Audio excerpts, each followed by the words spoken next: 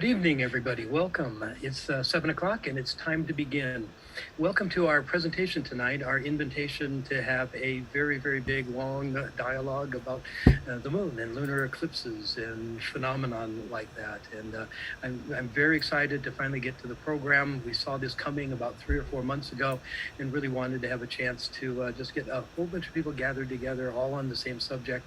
And you're going to see, if you stay with us for the full 2 hours and 15 minutes tonight, we have many partners and many players that are going to be with us and really just taking it all in. Just to get everybody sort of oriented, my name is Rick Alling, and I work for the School of Earth and Space Exploration at Arizona State University. We are on the Tempe, Arizona campus, and you saw that little video leading into the program. That's just sort of a little bit of excitement about some of the things we do. But tonight isn't just about us at ASU and the School of Earth and Space Exploration. We've got other partners in other places that are going to take us along this journey of the total lunar eclipse of May 15th. And so I'm going to spend the first little while introducing a bunch of people and a bunch of teams that we've got people spread around really all over the world, literally. And so you'll be seeing my view a little bit. This is from a station. I'm up at a friend's house up in North Phoenix, Cave Creek area. You can see the mountains in the background. That really is where the moon is going to be rising here in about 15 minutes. I think we should start to see it. And so that'll be kind of part of the thrill here, is like we'll watch it get dark. We'll watch the moon enter the scene, and then we'll watch the moon go into eclipse as we're sort of just doing this live. I think that's going to be a lot of fun. But again, it's not just me. So you'll have my view from up here. I got a telescope up here as well, so we'll see that. But not in any particular order. I wanted to also introduce, we've partnered this time with the very, very great, wonderful folks at Lowell Observatory. So John and there's Kevin and John. So Lowell Observatory is also up in North in Flagstaff, and they'll be able to have a chance to really introduce themselves in a big way tonight as well. But Lowell Observatory is also doing something similar. They're doing some broadcasts, and they have some people coming up to visit them on the Lowell Observatory campus that they're taking on the total eclipse of the moon tonight in a very special way as well. And so John and Kevin are going to be with us. Hey, say a little bit about what you got going on up there. Well, it's great to be part of this program. He's John. He's Kevin. And we're a couple hours north of you and a few thousand feet higher. And we've got both on-site programs and virtual programs going on tonight. On the on-site program, we're expecting more than 1,000 people here. And we're not sure what the clouds are going to do, but we've got all sorts of educators and astronomers on hand to show views through telescopes, views without telescopes. We've got food trucks, we've got drink trucks, we've got activities going on. It's really, it's a party. It's a party to celebrate the sky. I know, and what a great excuse to throw a party. I think this is absolutely amazing. So, and you guys look like you're so ready for it. Good for you. So oh yeah, we've been waiting. The last couple total lunar eclipses we had in Flagstaff were like 3 a.m, and that stinks to try to view at that time. This is about as well timed as possible. And John can tell you about the online program we have, because we have not only this stuff here, but online that's going to be spread across the world. Yeah. So yeah, for all the lunatics out there that are going to hang out with us, we're going to be live streaming the views of the moon, but we'll also be seeing video segments talking about the eclipse and talking about the moon from some of our educators and supervisors here. I'm going to be feeding my dog moon-shaped cookies to show you every once in a while. We're going to have plenty of Q&A, so in the comments, ask us questions, you nerds. Yeah, and it's going to be a good time. We're going to be streaming kind of all night through totality, and then deep into the late evening. Well, good for you guys, and we'll be back. So the way the show is going to run tonight is we're jumping a little bit around between different players, and so you'll see Kevin and John again here in a minute. But I'm going to introduce some other people. So aside from having the Lowell Observatory and Flagstaff, Arizona join us, we engaged some people from the country of Chile, the Astronomical Society of Chile. And so if I could get, here he is, Alvaro Rojas. Thank you very much. So I just think this is I sort of had a dream about this like 6 months ago. I said, what if we could actually sort of see the moon from two different directions? Now, let me explain to the audience. So we'll be jumping around quite a little bit, and we'll be seeing the moon from lots of different places, in fact, the southern hemisphere as well. But the Chilean audience that's watching us tonight is also mostly Spanish speaking. So I'm going to give Alvaro and their team some opportunities to sort of like jump in and do this. So if you sort of like are watching for a little while and you find out we're suddenly speaking in Spanish, you'll know why, because there is a really wonderful Spanish audience down in Chile that's kind of doing the same thing. So Alvaro, how's it going? What's happening down there? It's already dark for you, right? Yes. Hello, everyone. So I'm Alvaro Rojas. I'm speaking from Santiago de Chile. So here it's already dark since more or less 3 hours ago. So moon is already rising over the Cordillera, our nice mountains over here, close to Santiago and along all the country. And we are waiting for sharing with you the images. We are retransmitting from the Atacama Desert. So even like 400 kilometers from here to the north. So the place where most of the large telescopes in the world are sitting. So we have a small telescope there, which is transmitting for all of you a live image of the eclipse from here, from the southern hemisphere. Okay, this is a little bit non-scripted, so I'm going to ask you to do something. Just tell me if you can't do it. But is it so? I'd like to give you an opportunity also to talk to your audience. So if you want to introduce, kind of myself and what we're doing tonight, if you want to do that in Spanish, this would be a good time to do that. But also, can we have a little view of your scope? Do you have it on the moon? Yes. Okay. So I can shift for 30 seconds to Spanish. So I that would be great. This was a great opportunity. Yep. Okay. So. Hola a todos, buenas noches. Soy Álvaro Rojas del Instituto Milenio de Astrofísica y representando también la Sociedad Chilena de Astrofísica. Les hablo aquí desde Santiago de Chile. Ya está oscuro acá, a diferencia de Estados Unidos que aún están mostrando imágenes del día. Y lo que vemos acá es la transmisión en vivo que tenemos desde el desierto de Atacama, ya de noche, de la luna comenzando dentro de poco a entrar en la sombra de la Tierra. Así que estamos prontos a empezar el eclipse y los invitamos a que nos acompañen en esta transmisión conjunta. Excellent. So this is your view. There's your moon. It looks just like my moon. Yes, actually, our moon, like backwards, no respect to you. I mean, the orientation of the moon is probably not the usual for you. No, this is how we would see it. This is how we're going to see it up here too. I'm anxious though. At some point, we'll get some shots. It hasn't just for the audience.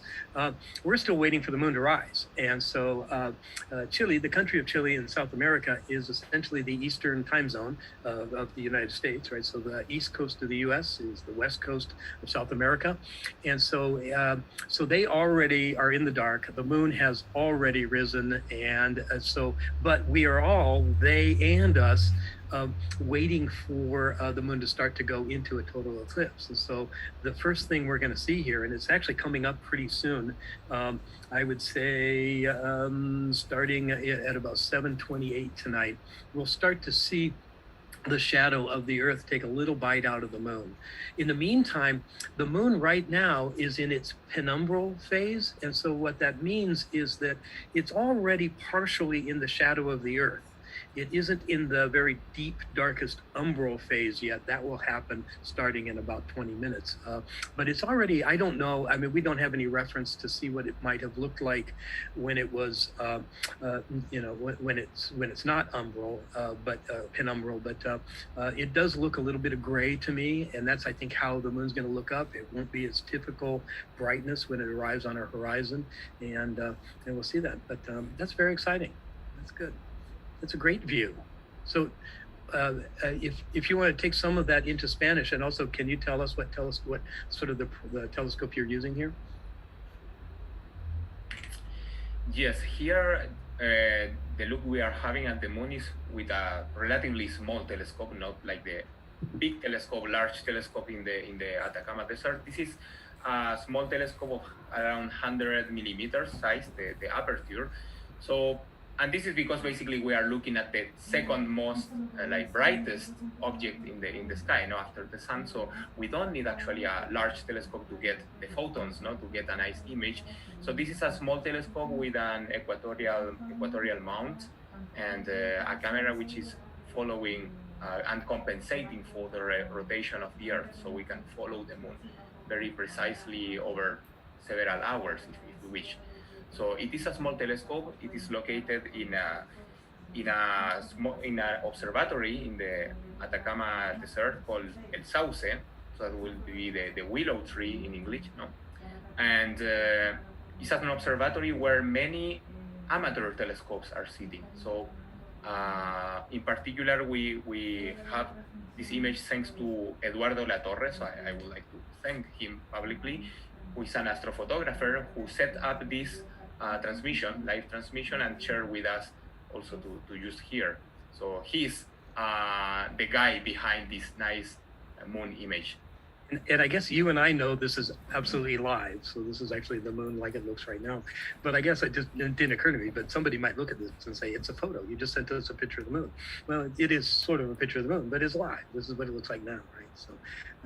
So that's really super cool. Okay, I have a handful of other introductions to do just before we get to 7:15 and our first milestone. So thank you, Alvaro. We'll be checking back in with you every once in a while, and please feel free if you just need to stop me for a moment and sort of use the Spanish language to talk to your audience. Just anytime you want, we'll just do that. Okay. Perfect. Thank you. I'd like to introduce some people from the Lunar Orbiting Reconnaissance Camera. So I'm sorry, I said that wrong. Lunar Reconnaissance Orbiter Camera, and LROC. And LROC people are here today. I'm going to introduce you to Jessica Walsh, because there's actually quite a team of people from the camera here today, and they're going to be participating with us as well, talking about moon images, moon mapping, also all things research on the moon, and some things that are coming up. Jessica, how's everything going tonight? Mariah, how are you doing? Doing well. We're coming to you, all of us here are actually in the Science Operations Center for LROC right now. That's excellent. Good. And so periodically during the next couple hours, right, we'll be watching the moon. We'll be inviting you to go outside and look at the moon yourself periodically. We're keeping this kind of loose. This is a party, as we already established. But just periodically, we're just going to kind of like dip back over to LROC, because they have a whole bunch of really wonderful things to show us. And there's also resources that they can show you, things that you can look up on your own computer, just to understand what they're doing and why their work is important, and all of that kind of stuff. So welcome, LROC guys. I'm really glad to see you there. Hey, I don't know if Kevin O'Donnell can just jump in right now. If you're in a position, can you hear me? And are you ready to jump in? Hey, Kevin. How are you?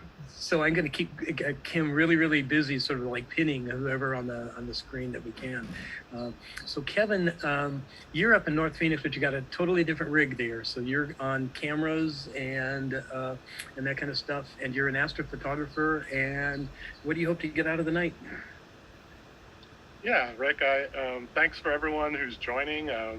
Obviously, people have choices. I'm glad there's so many people interested in astronomy. And so what I'm doing is I'm a photographer, professional photographer and videographer by trade during the day. And at night, I'm an astrophotographer. And so I have a pair of cameras set up here and an open lot, and looking or hoping for some clear skies. I have similar skies to you. I know you can see the clouds in the background a little bit. So yeah. Right. I'm in North Phoenix, so a little different spot than you, but be contending with some of the same stuff. So my hope is to take some deep sky shots with this longer lens I have, and some wide angle ones with this camera that I have as well. Excellent. And so we'll get back to you in a little bit. We're going to let it get dark. Let's let the moon get up, and we'll sort of like, but Kevin, we'll just be kind of trying to reach you and see what you're finding out, and some of the images. And then I think I mentioned this too in your email before. We were hoping to get you back next Wednesday to show us some of the images that you captured tonight, if it works out. Sounds great. So I hope we can do that.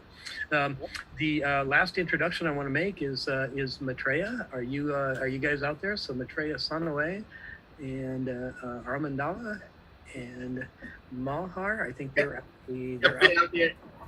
in the field. Hey guys, how you doing? Pretty good. We're all set up. I don't know if you can see it, but it's right here. We can see it. That's great. Okay, so this is Tempe Town Lake. I know that, but nobody else does. So Yeah. do you guys have a pretty good look? Hi Armin, how you doing? Do you guys have a pretty good view of the eastern horizon over there? Can you show us where you're going to be looking? Yeah, it looks pretty good. It's not a problem. There's some clouds, but I don't think that would be an issue. Okay. At max, it's like 5-degree cover, so we'll have a good look. Yeah. Do you have any idea what temperature is out there right now? Probably high 70s or 80s. I don't know. I think it's a little higher than that, but good. That's optimistic thinking. Okay, so you guys are students at ASU. All of you are actually work for us in School of Earth and Space Exploration and our outreach program. And because of COVID, we haven't had a very sophisticated telescope kind of program out for a while. But I know all of these guys are interested in doing that, deploying telescopes and get them in front of people in crowded places. And so we found a location on Tempe Town Lake where they can watch this moon thing happen. And hopefully there will be a bunch of dog walkers and people out to take a look with you, I hope. So good luck. So is everything working all right? Yes, we'll start the live stream as soon as the moon rises. Okay, that'd be perfect. We'll try to come back to you as soon as the moon comes up, and I'll get the audience oriented on what happens next and how that works. But thanks, guys, and hang tight. We'll be back with you. Okay, thanks everybody. Bye-bye. All right, so I think you've met some of the players. I see we've got quite an audience developed here. Here's the way the evening is going to run down. The first 15 minutes is me doing this. We just did an introduction of who's who and where this is, what's going on. And what we're going to do is just, as I sort of indicated before, we're going to have, during the next 2 hours, we're going to have views from various places about this moon. We're going to try to do as many live shots of the moon doing its things as we can. I'm going to try to get you a shot of the moon rising over this horizon behind me in just a couple of minutes. And just this, so the way the Earth and the sun are going to work is that the moon rises at 7:12. That means it's probably, the lobe of it is already on the horizon if you can see it. The sun is actually going to set at 7:21, so that's only, I bet my watch out, about 4 minutes from now. The sun will be below the horizon over there, and then that sets up a sequence of twilights. It'll just get darker and darker. Civil twilight will end about 7:49. There's a thing called nautical twilight. That's when if you're out at sea, you can't really tell the difference between the sky and the ocean anymore, about 8:22. And then astronomical twilight happens just around 9 o'clock tonight, and that's when the astronomers come out to play. So the whole moon activity, all of the eclipse sections and how that transpires is going to happen during that period. So things will get darker, we'll be able to see better as things go along, and then we'll kind of get views of the moon, and we'll be cutting back and forth to different people. We'll have presentations from the Lunar Reconnaissance orbiting people. I'm just about to say goodbye to John and Kevin up at Lowell. They've got other things they're going to do along the way, so they're going to disappear for a little bit, but we're all joining back together at 8 o'clock. And at 8, the moon should be fully up. The moon should be well into its journey into full eclipse, and we'll actually have a combined audience, all of us together, for a period of time. So that'll be kind of fun.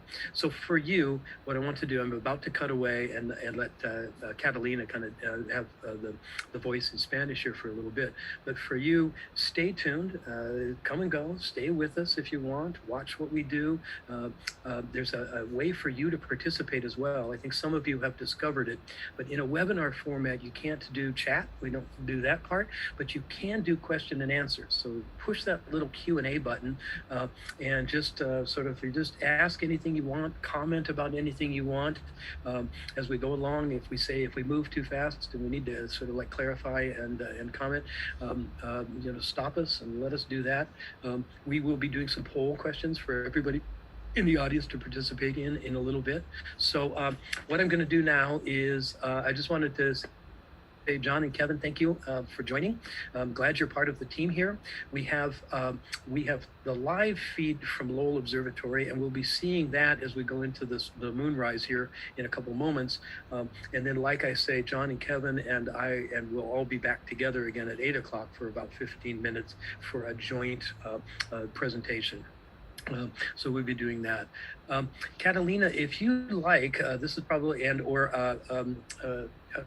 Alvaro, if you'd like, I'm going to sort of be adjusting my telescope and looking for the moon rising over the horizon there. This would be a really great time to just kind of just touch base with your Spanish audience and give them a little update on what we're doing. Thank you, guys. Okay, so well, I will switch again a little bit into Spanish so we can explain what we are looking from here, from Chile. Entonces, bueno, para la audiencia que nos está siguiendo, el eclipse va a comenzar dentro de poco.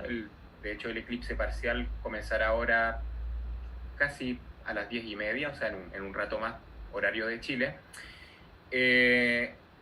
Más o menos, casi a las 11, más o menos unos minutitos antes de las 11, la luna va a estar parcialmente cubierta ya por la sombra de la Tierra. Van a ver ustedes que la mitad del disco de la luna va a estar cubierto, una mitad oscura y la otra aún bastante bien iluminada. Y hacia eso de las 11:30, nuevamente horario de Chile, es cuando se completa la fase de parcialidad y comienza la totalidad del eclipse, que es cuando la luna ya entra por completo en el cono de sombra de la Tierra, que es lo que nosotros llamamos la umbra, la parte más razón que a veces se le llama luna de sangre. En ese momento veremos ese color porque la luz que está pasando a través de la atmósfera tangencialmente a la Tierra estará entonces cayendo sobre la luna con un color rojo que es el mismo que vemos al atardecer, y por las mismas razones, porque la atmósfera de la Tierra difumina la luz azul y deja pasar la roja, y eso es lo que finalmente tiñe la superficie de la luna con este color rojo tan característico. That's great. Thank you very, very, very much. And can everybody see my view here? And, yes, it's so, fantastic. So I'm just going to try to get a little bit of a sharper focus on that. Hang on just a second. I'm going to climb a little bit. So what you're looking at is from my location here up in Cave Creek, Arizona, at my friend James and Liz.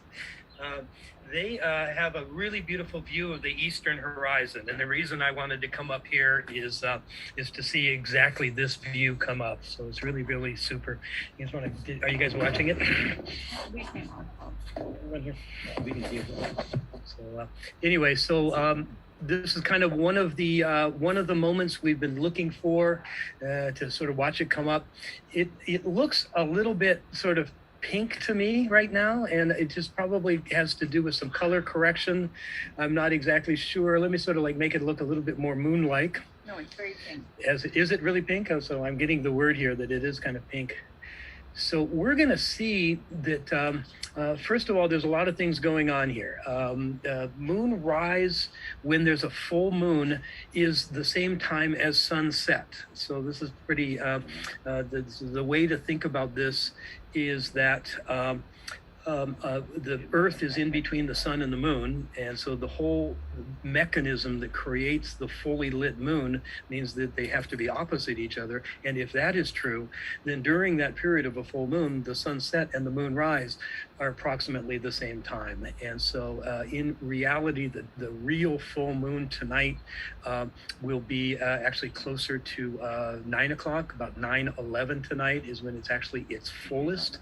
But if you're a moon observer, right, you know already that for a couple of days, the moon looks full.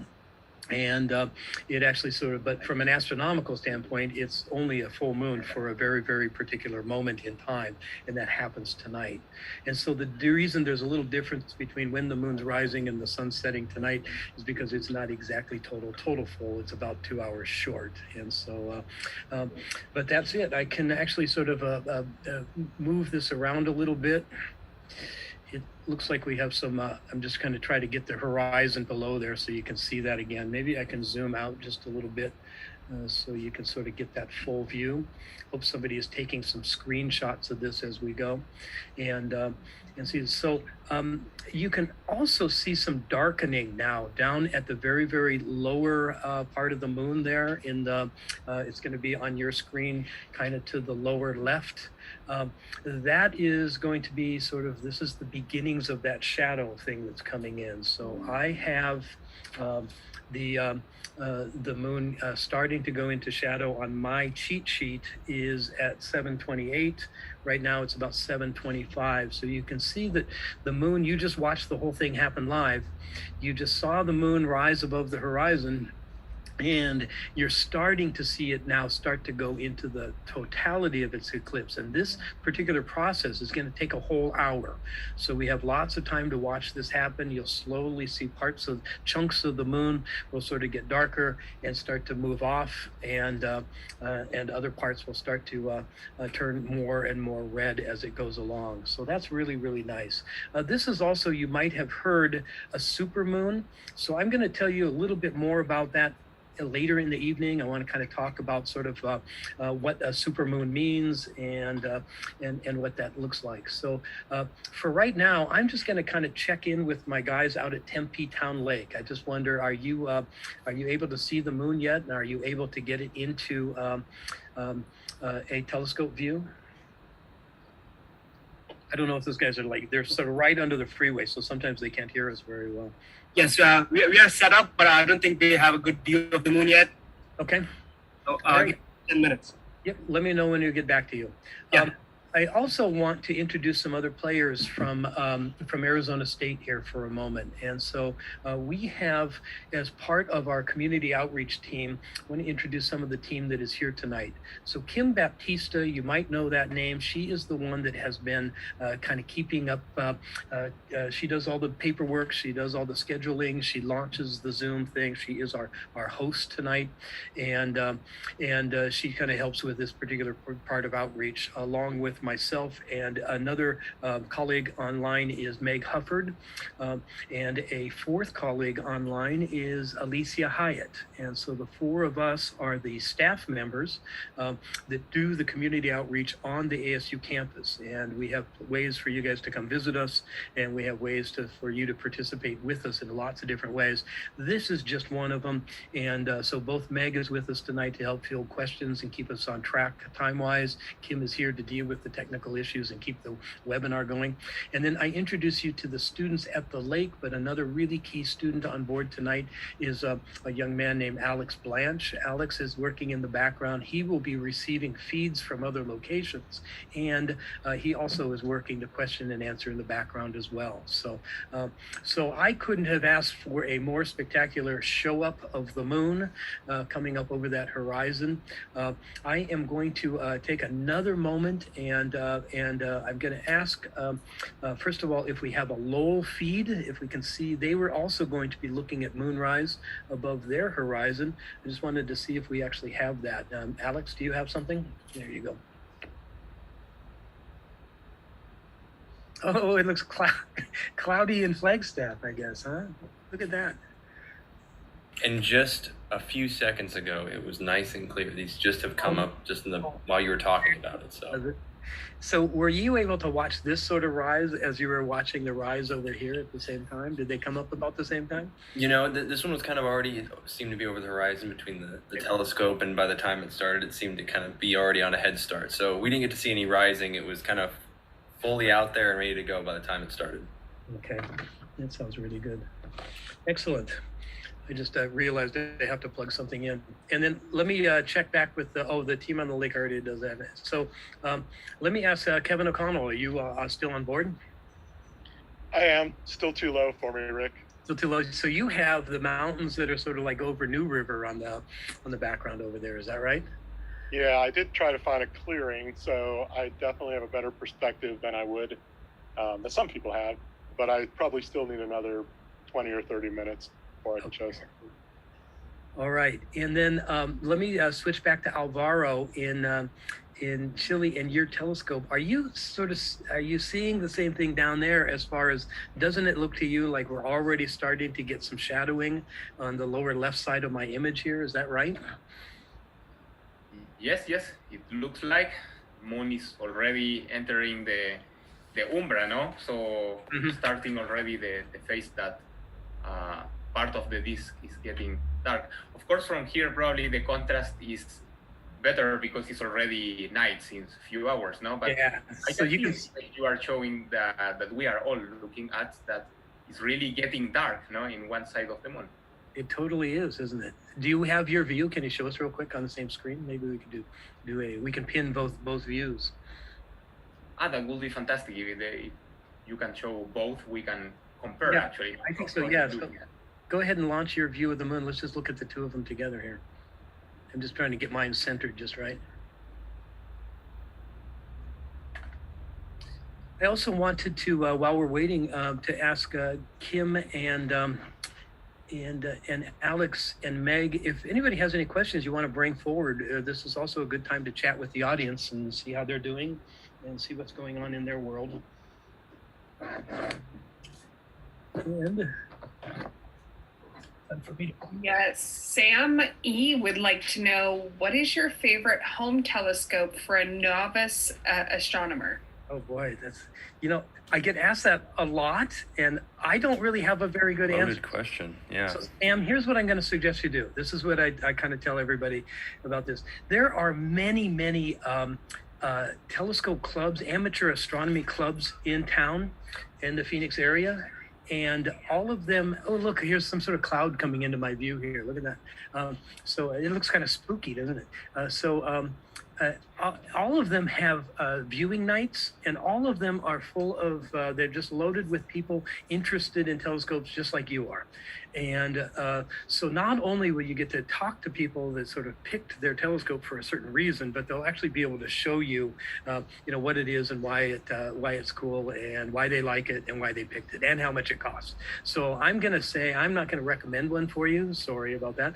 But I am going to recommend you pick one of any number. I think there's 5 amateur astronomy clubs, and they just love to do exactly what you're talking about. And they'll help you find exactly the one you want. In fact, sometimes they actually have, amongst their club members, ones that they can sell, they moving up or upgrading and those kinds of things. So I'm going to suggest you do that.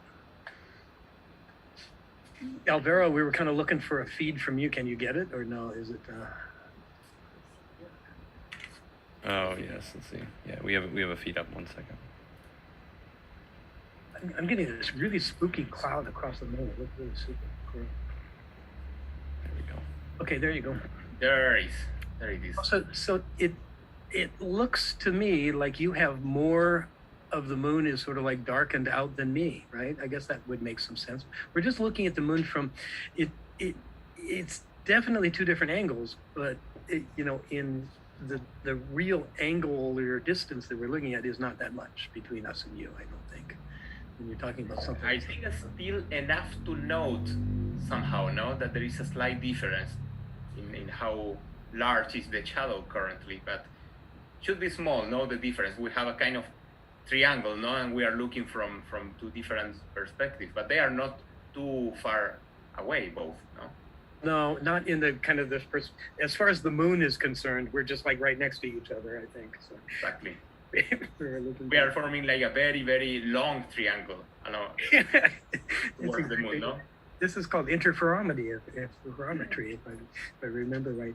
Okay, and so it looks like I'm going to start to have clouds drifting in, but it looks like it's crystal clear and chilly, which is exactly why you guys do your telescopes down there, right?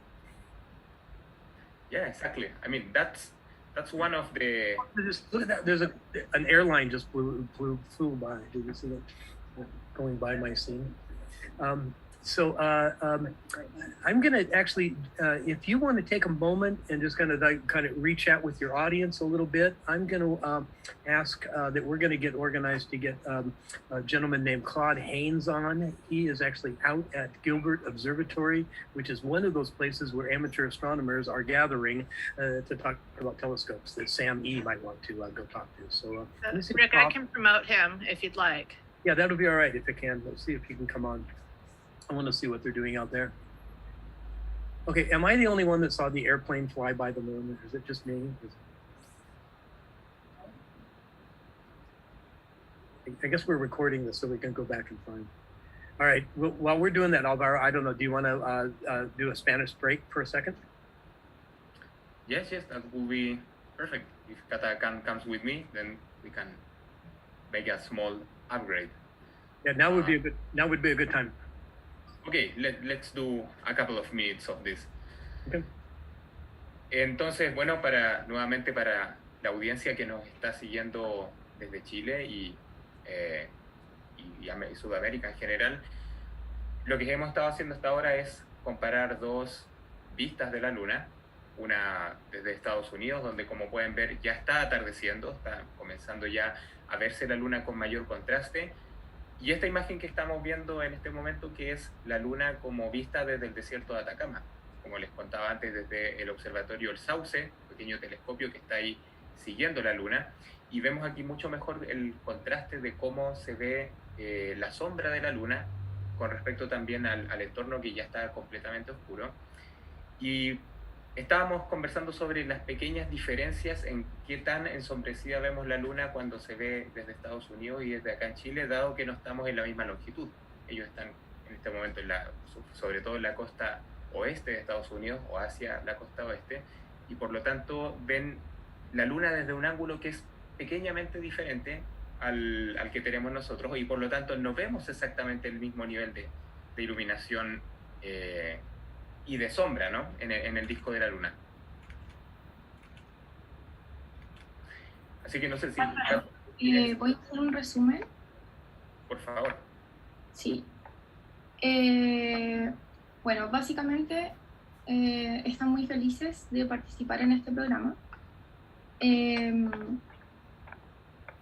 Ellos son de la Universidad Estatal de Arizona y hay un astrofotógrafo que está ayudando a transmitir las imágenes, tanto de Estados Unidos como de acá. En el caso de acá de Chile, están en el Observatorio El Sauce, y van a transmitir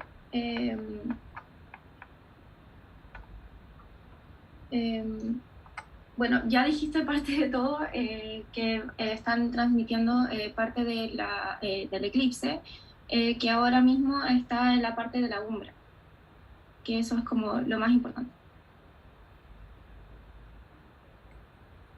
Eso, sigue tú. Super, perfect. So I think we give the pass to Rick, if you are there, Rick.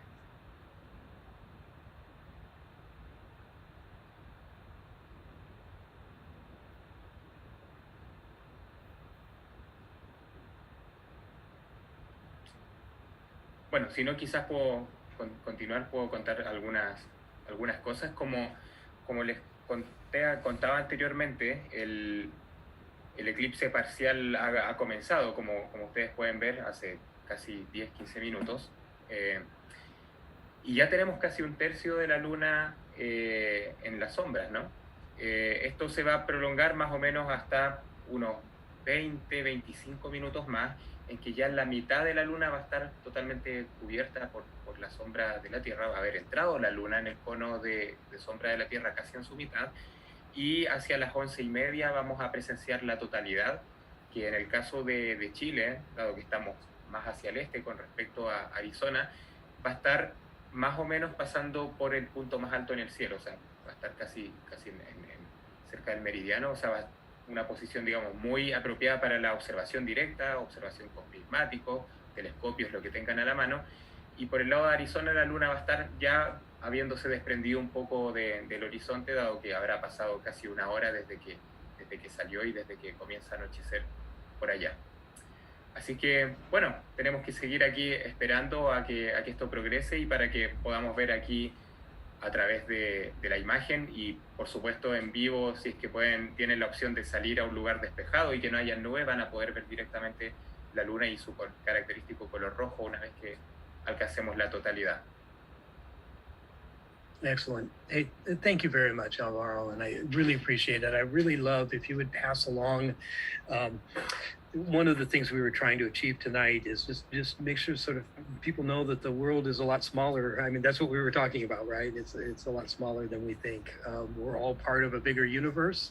We both own the moon, and so it's shared by everybody. We all sort of appreciate what's going on and what's happening. As you can see on my moon, right here in Cave Creek, I'm starting to get some clouds drifting by. It's happening a little bit more and more.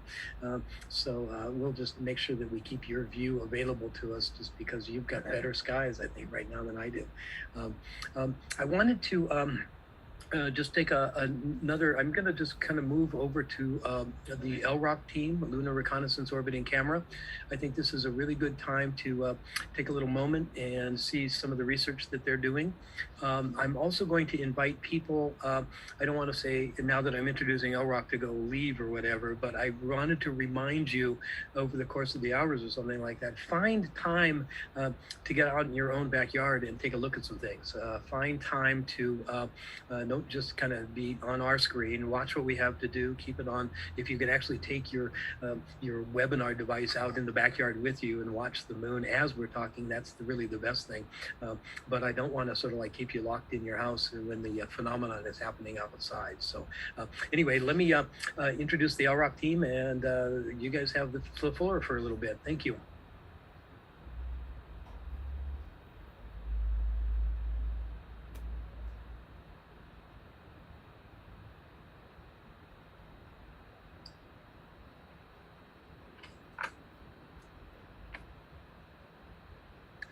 Hi, everyone. I'm Jessica Walsh with the Lunar Reconnaissance Orbiter Camera at ASU. I'm here with Tom and Mariah. And I think we'll start with what even is the Lunar Reconnaissance Orbiter Camera. A lot of people have not heard about what we're doing. So Tom, do you have the presentation up? I do. Hi, everybody. Let's see, how do I get this going?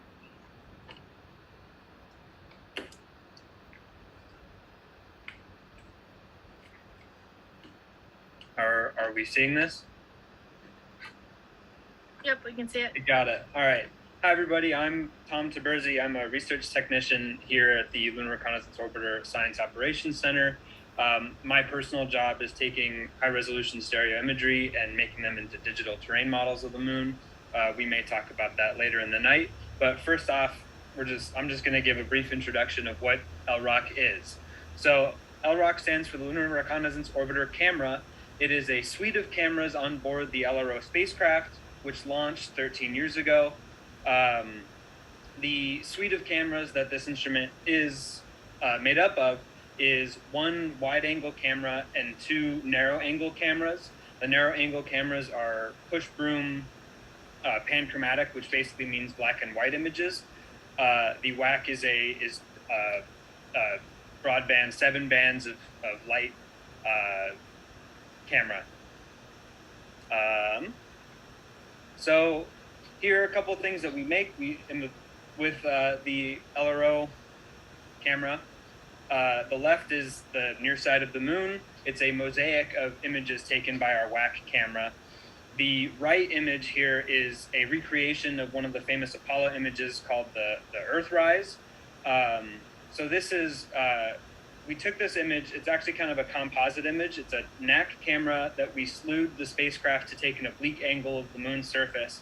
And then we overlaid some wide angle camera, some of the colors that it sees on top of that NAC image. Here is a close-up oblique image of Tycho Peak.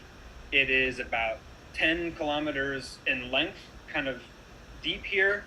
It's about 3.6 kilometers off of the bottom of this crater that it's contained in. You can see this little boulder right at the top of this peak. I don't know if you can see my mouse. That is, oh no.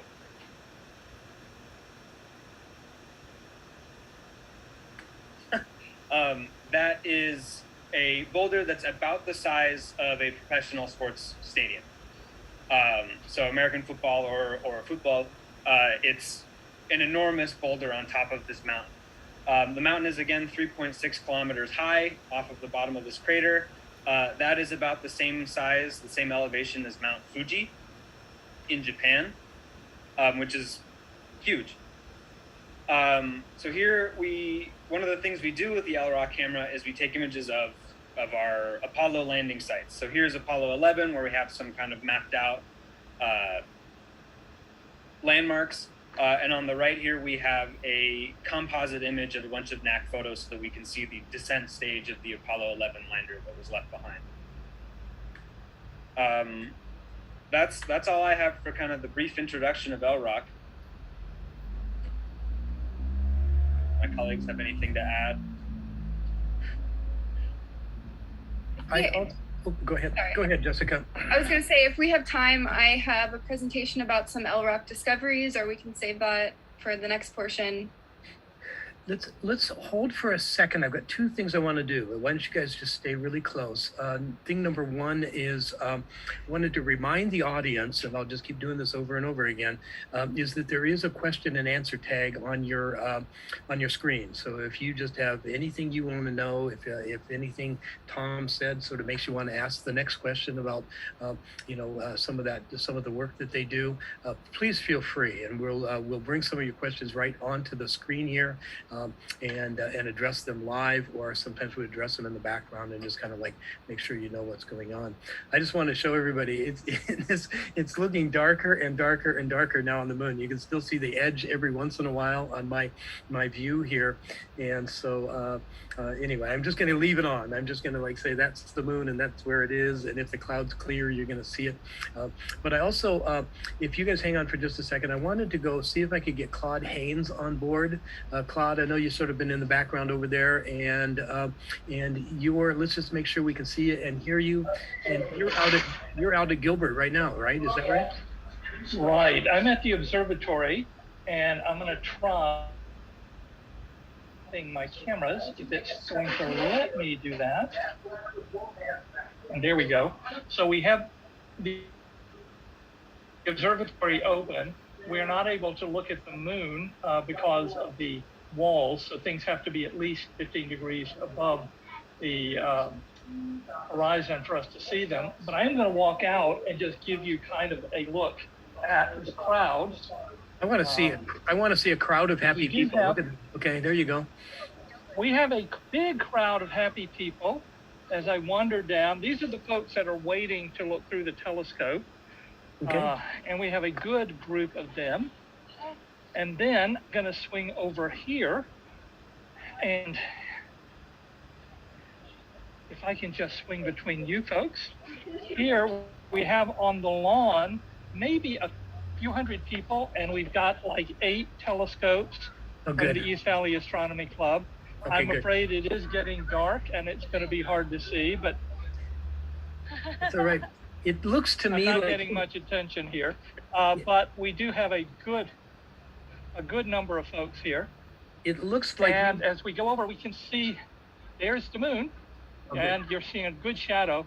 The problem we're having, it is fairly clear here, but the issue is going to be we do have some trees that have grown up around the observatory also.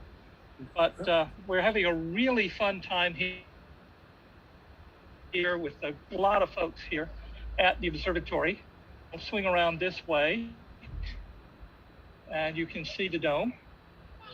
So it is a wonderful, fun night and perfect timing. Oftentimes, lunar eclipses are early in the morning and hard to get to, but we've got a lot of families out enjoying lovely weather. Unfortunately, the sun's lost, but hey, things happen. And really enjoying a beautiful night at the Riparian Preserve. Excellent. Well, Claude, I think that's great. And it's sort of, we had somebody on board here asking a question about sort of how to get to know telescopes and how to talk to people that know amateur scopes and stuff. So I'm sending everybody over to you. So you guys, so can you tell me at Gilbert, this is like almost, do you meet every week or is it just every once in a while? How's that work? Claude, can you hear me okay? Maybe we lost him. Sorry, Rick, I'm losing your audio, but now try again. Oh, I'm sorry. I just wondered if you could just tell us really quickly how often you guys do telescope time at Gilbert Observatory. Is it every week or is it more periodic?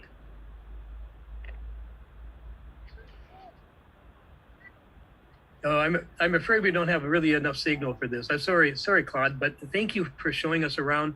Thank you very much for giving us a view of the crowds out there. I can see that the moon's coming up, and you got better skies than I do right at the moment. And oh, look at that! Actually, my view got a lot better. So anyway, I'm going to kind of switch back over, and Jessica, if you'd like to just sort of like kind of take the next segment, and we have to. So we have to kind of like get prepared for another thing at 8 o'clock. So you've got about 5 minutes if you like.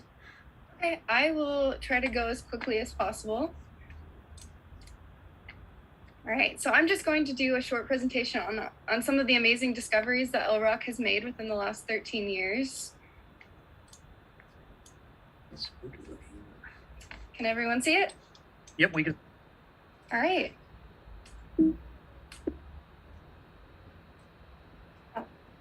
All right, so the first thing is some of our images have taken, these images that specifically that I'm going to be showing you are probably from our NAC camera, our narrow angle camera.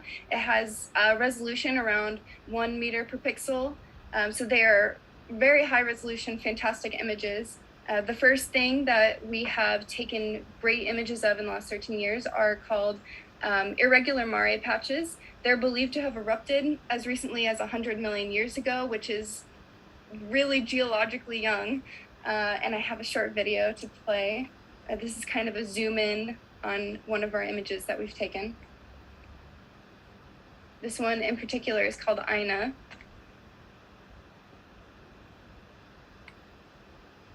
There's a scale bar down in the bottom right of this video that shows how big it is.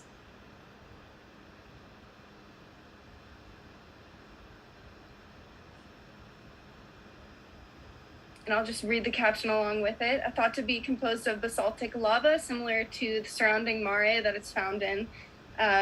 The imps, or that's what the short name for them, are both rough and smooth. And they're still strange. We're still trying to figure out what's going on with them. But that's the first discovery.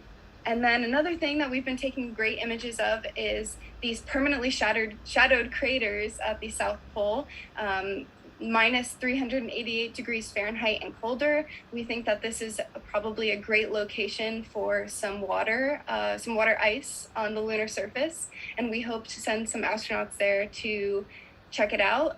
And this year we're actually launching another camera called Shadow Cam to look closer into these permanently shadowed craters. We've also been taking images of young craters. All the craters on the moon, they didn't just get there millions of years ago, they still are occurring every single day. And the Lunar Reconnaissance Orbiter camera allows us to take images from last year and this year in the same spot and overlay them, and we can actually see new impact craters all the time. We've also been taking amazing images of young thrust faults on the moon. We have seen that this is probably from global contraction. The moon is shrinking as its interior cools. These are small and crisp features. They're very young. And we think maybe if you were standing close enough to one, you might feel a moonquake if you're standing near these fault scarps. Another crazy discovery is these lunar pits. I don't know if most of you have ever seen lava tubes on Earth. There's a great one in Arizona up near Flagstaff, but we have seen these with our narrow angle camera. They're very large, even though seeing them in the images, they look pretty small. We've found over 300 to date, and we think that maybe they might be good shelter for future astronauts to protect them from solar radiation. But we don't know how big they are. They could just be collapsed pits. They could have huge lava tubes, tunnels underneath them. We're still trying to figure out how large these features are. And then lunar swirls. These are high reflectance or high albedo features that are different from the surrounding mare. they are associated with magnetic anomalies, but we still don't know exactly how they form. We know that there's some sort of magnetic effect going on that protects this area from the solar wind, and keeps some of this area relatively bright compared to the area that it's located in. It's also one of the highest priority targets for future human exploration and also robotic exploration.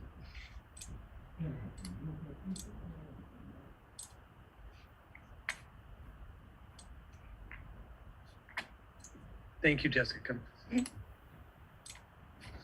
Oh, my moon is sinking. Let me see if I can catch it again. Oops. When we were kind of getting ready for the program, I was talking to your group, and the subject came up, what does the Lunar Reconnaissance Orbiter do during an eclipse? And can you tell kind of real quickly what that looks like, and does it take a lot of pictures, or what does it do? Well, I actually have a presentation prepared for that, about 5 minutes long, if we've got some time for that. Oh yeah, let's do that. Okay, let's cover that afterwards then. I'm glad you're able to do that, because I think the audience will find that interesting, and so we'll go with that. All right, everybody, I'm gonna just start to wrap up the hour a little bit here. Let me just kind of go back over the timeline. We've got about 5 minutes until 8 o'clock. And if you've been sort of following, of course, the moon is up. Now mine has sort of moved back out of the clouds a little bit. So we've got a nice little view. Remember that sort of little dark, shadowy, sort of nebulous kind of look to the moon we had about 15 minutes ago?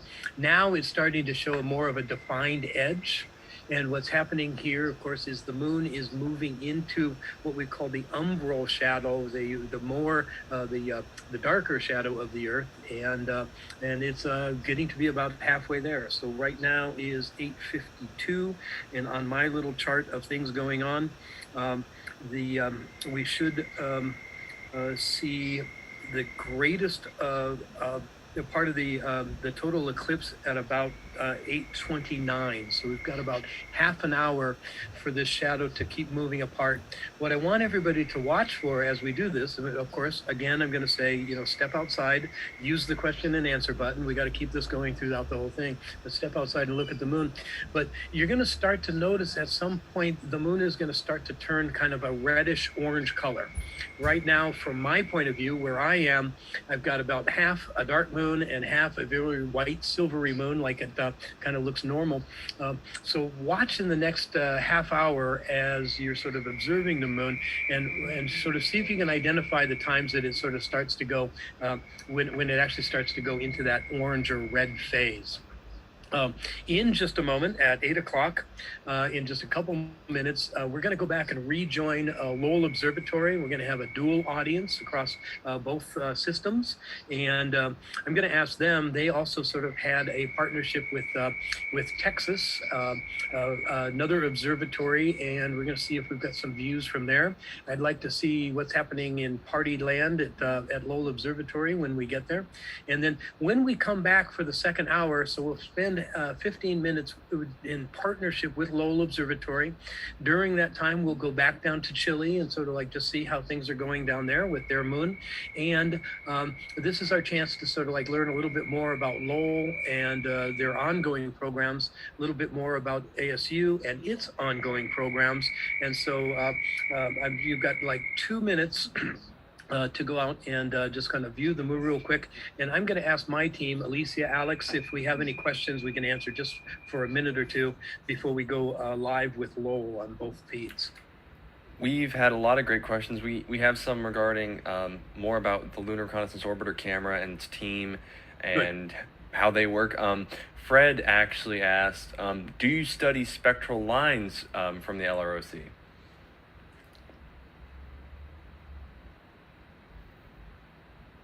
Jessica, can you take that one, or do you want to take it later? I'm not exactly sure what he means by spectral lines. We mostly study lunar geology through our cameras, which take them in black and white images, and then our 7 different band images. So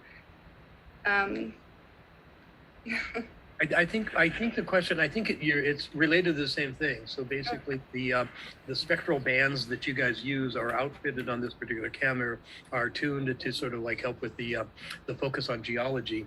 But all of your stuff is in visible light, if I remember correctly, right? You're not in infrared and other areas. Is that right? Yes. Yeah, so 7 spectral bands of visible light, I think, is what I would remember from that. We can reattach to LROC in the second hour as well. Okay, audience, keep doing that. Keep kind of pushing some questions into the question and answer. Alex and Alicia, keep bringing them forward as they come in. We're going to do that.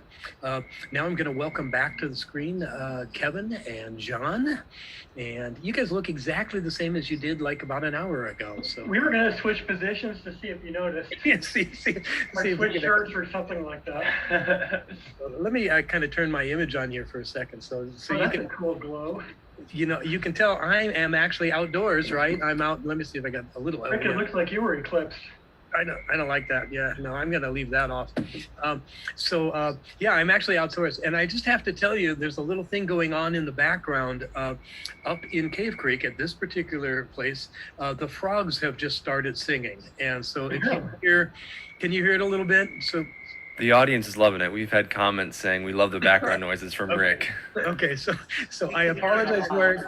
It's something I can absolutely not turn off. So if it gets really, really bad, then we just have to close, I guess. But anyway, I appreciate that. Oh, you can see the moon kind of over my shoulder over there. That's really super cool too. So, okay.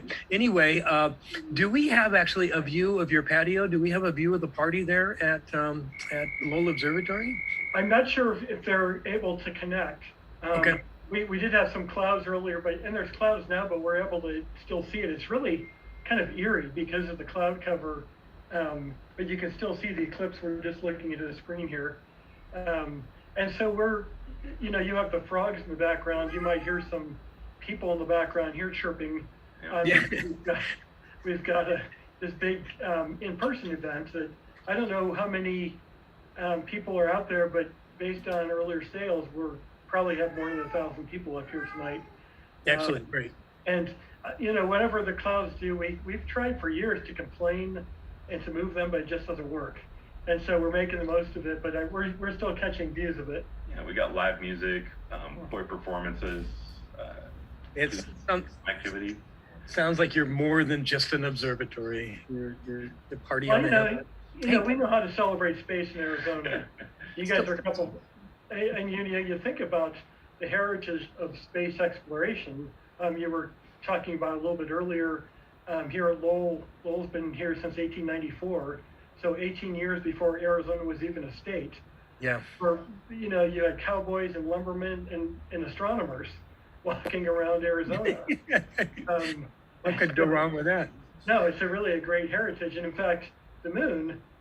Again, as we're talking tonight, there's so many connections between Arizona and moon studies. Of course, you at ASU, down at U of A, up here in Flagstaff, the USGS branch of astrogeology was brought here in the early 60s to prepare the astronauts for going to the moon. Right. Every astronaut who went to the moon trained here in Flagstaff, learned geology. And then up here at the observatory, for a decade, the Air Force, a branch of the Air Force called the Aeronautical Chart and Information Center, a mapping branch, they use facilities here to map the moon. And I can show you, it's kind of hard to see, but these are these exquisite drawings. Oh my gosh, oh yeah. These are all done by airbrushes by hand. This is the Purback crater area.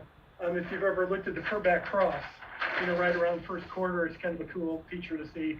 There's this great heritage of moon exploration in Arizona from all over the state.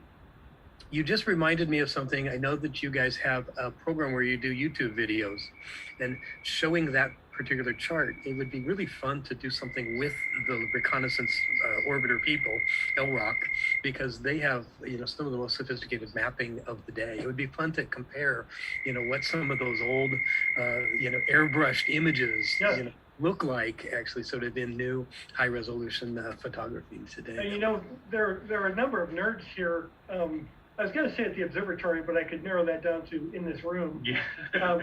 That have taken some of those maps and look at the LRO images. But you're right to, just from the screen to the map. And it's remarkable. It's remarkable both what modern technology can do, but also what the illustrators of the 60s were able to do. The detail and the comparison is pretty striking, really. So here's what I'd like to do is, if you don't mind, can you spend a couple of minutes just on sort of the very basics is, I would imagine a lot of our audience actually hasn't gone up to visit you yet, which is a shame because I visited Lowell ever since I was a kid. And I do love, it's a pilgrimage for me. I just love the place. I love what's going on. I know you got some new things up there. So can you just say, why does somebody want to drive out of Phoenix and come up there and visit you? Can they do it any day? And do they have to wait for an event? What's that look like? I'll let John say something about that in a minute, but I was going to point out that if you've been coming here since a kid, then you're dating yourself as younger than when the observatory was founded in 1894. So we're getting some, good idea of time there. So my goodness sakes, you're a mathematician. You sort of put that together so fast. No, so John, why do I like drive up there? Well, we're a modern observatory and a historic observatory. We've got it's the best of both worlds. We've got plenty of telescopes to view through up at our Godo right now, which is where our kind of live stream is concentrated. The Giovanni Open Deck Observatory. It's like a roll-off roof platform. And that's new. It's our newest. Okay. Beautiful telescopes, beautiful. And then we've got our Clark telescope, which is the oldest one on site. That was built by, commissioned by Percival Lowell when he first got here to view Mars, and we still look through it on a good night. We don't hide it away in a museum. We crack it open for the public to look at. I think you can come up any night that isn't a Tuesday. That's kind of our maintenance and training day. But yeah, the Clark is gorgeous. We've got plenty of telescopes and plenty of passionate educators. We're all a little bit weird up here in Flagstaff. And so we love the constellation stories and we love the science behind things. We get really passionate about it. The observatory is also up on this thing called Mars Hill, right? So it's really right outside of Flagstaff. In fact, you can walk to it, right? But it's just... Yeah, when Percival Lowell came here, he was looking for a higher elevation place, so he sent an assistant around Arizona territory. This is 1894, so 18 years before Arizona became a state. And one of the places he tested was actually in Tempe Butte. So he did site testing there, but they ended up in Flagstaff, and we're 7,000 feet elevation. But at the time, he came out west because of the late 1890s, you were starting to get light pollution with electric lights starting to become commonplace along the East Coast, and that's where most observatories were at the time. So he came out to Arizona, there's no electricity in Flagstaff yet, so being close to downtown didn't matter for light pollution. Right. But as the years went on, it did. And then they created lighting ordinances. In fact, the world's first outdoor lighting ordinance was created here in Flagstaff. I know, you were the very first international dark sky community, if I remember right. 2001, yeah. Now there are many, including Fountain Hills, right near us. Yeah, Fountain Hills, yeah. Yep. In fact, our director, Jeff Hall, has worked a lot with Fountain Hills leadership and helping to make that happen. I met him a little bit ago sort of about that. So, hey, I would like to use this opportunity while we have joint audience. Can I bring Chile back in? So I'd like to see if we can get Alvaro on the screen. And then kind of the same line of questioning is I think people can go down and visit the astronomical facilities in Chile. And I think there's a really good reason to do that, if I remember right. So hi, Alvaro. How are things going down there? Yes. So well, in Chile it's also possible to visit some professional observatories in the north of Chile. Of course, you need to pick a date to go, and normally they are visits during the day, no? But on the other half, precisely in the region from which we are now looking, this nice image of the moon half shadowed already, there is a lot of many amateur observatories and many touristic observatories, because the north of Chile, the Atacama Desert, has now the image of a nice place to observe the universe. So there are many observatories making what we call astroturismo, no? So tourism with astronomy, and motivating people to go to the desert actually to have those views, very clear views of the universe. That's excellent. So you're actually, I just noticed you're actually far more into eclipse than we are. Sorry about the frogs screaming. You think somebody's being attacked on the patio here. So let me get mine back into view here. I guess they're actually kind of close to the same. I just was thinking you had a little more. And you can see I've got clouds again. And this is, I think you heard the guys describing Lowell Observatory and the history of it. And I was wondering if you want to just take a moment and do a little Spanish moment, if you want to kind of tell your audience a little bit about what that is. And then we'll be back in a second. I want to take everybody out to Tempe Town Lake because the people out there have a really cool thing going. So is that a good time for you? Yes, perfect. I can take 2 minutes to summarize a bit what's going on in this transmission. Thank you, I appreciate it. And then actually, I'm also going to ask Alex while he's doing this. I don't know, did you get the Lowell feedback? Do you have their telescope view? Not that I'm aware. Let me just double check to make sure that it's not back up. And go ahead. No. Yeah, no. Okay. Bueno, entonces para la audiencia que nos sigue desde Chile y los que nos sigan en español aquí, les cuento que, bueno, como pueden ver en esta imagen, el eclipse ya ha avanzado bastante. La parcialidad va avanzando lenta pero tranquilamente hacia la totalidad, que sucederá en algo así como media hora, 20 minutos más, va faltando poco. Prontamente van a ver cómo la luna se comienza a poner roja, ahora que ya solo queda una pequeña fracción de la luna por ser ya pasada la parte sombría.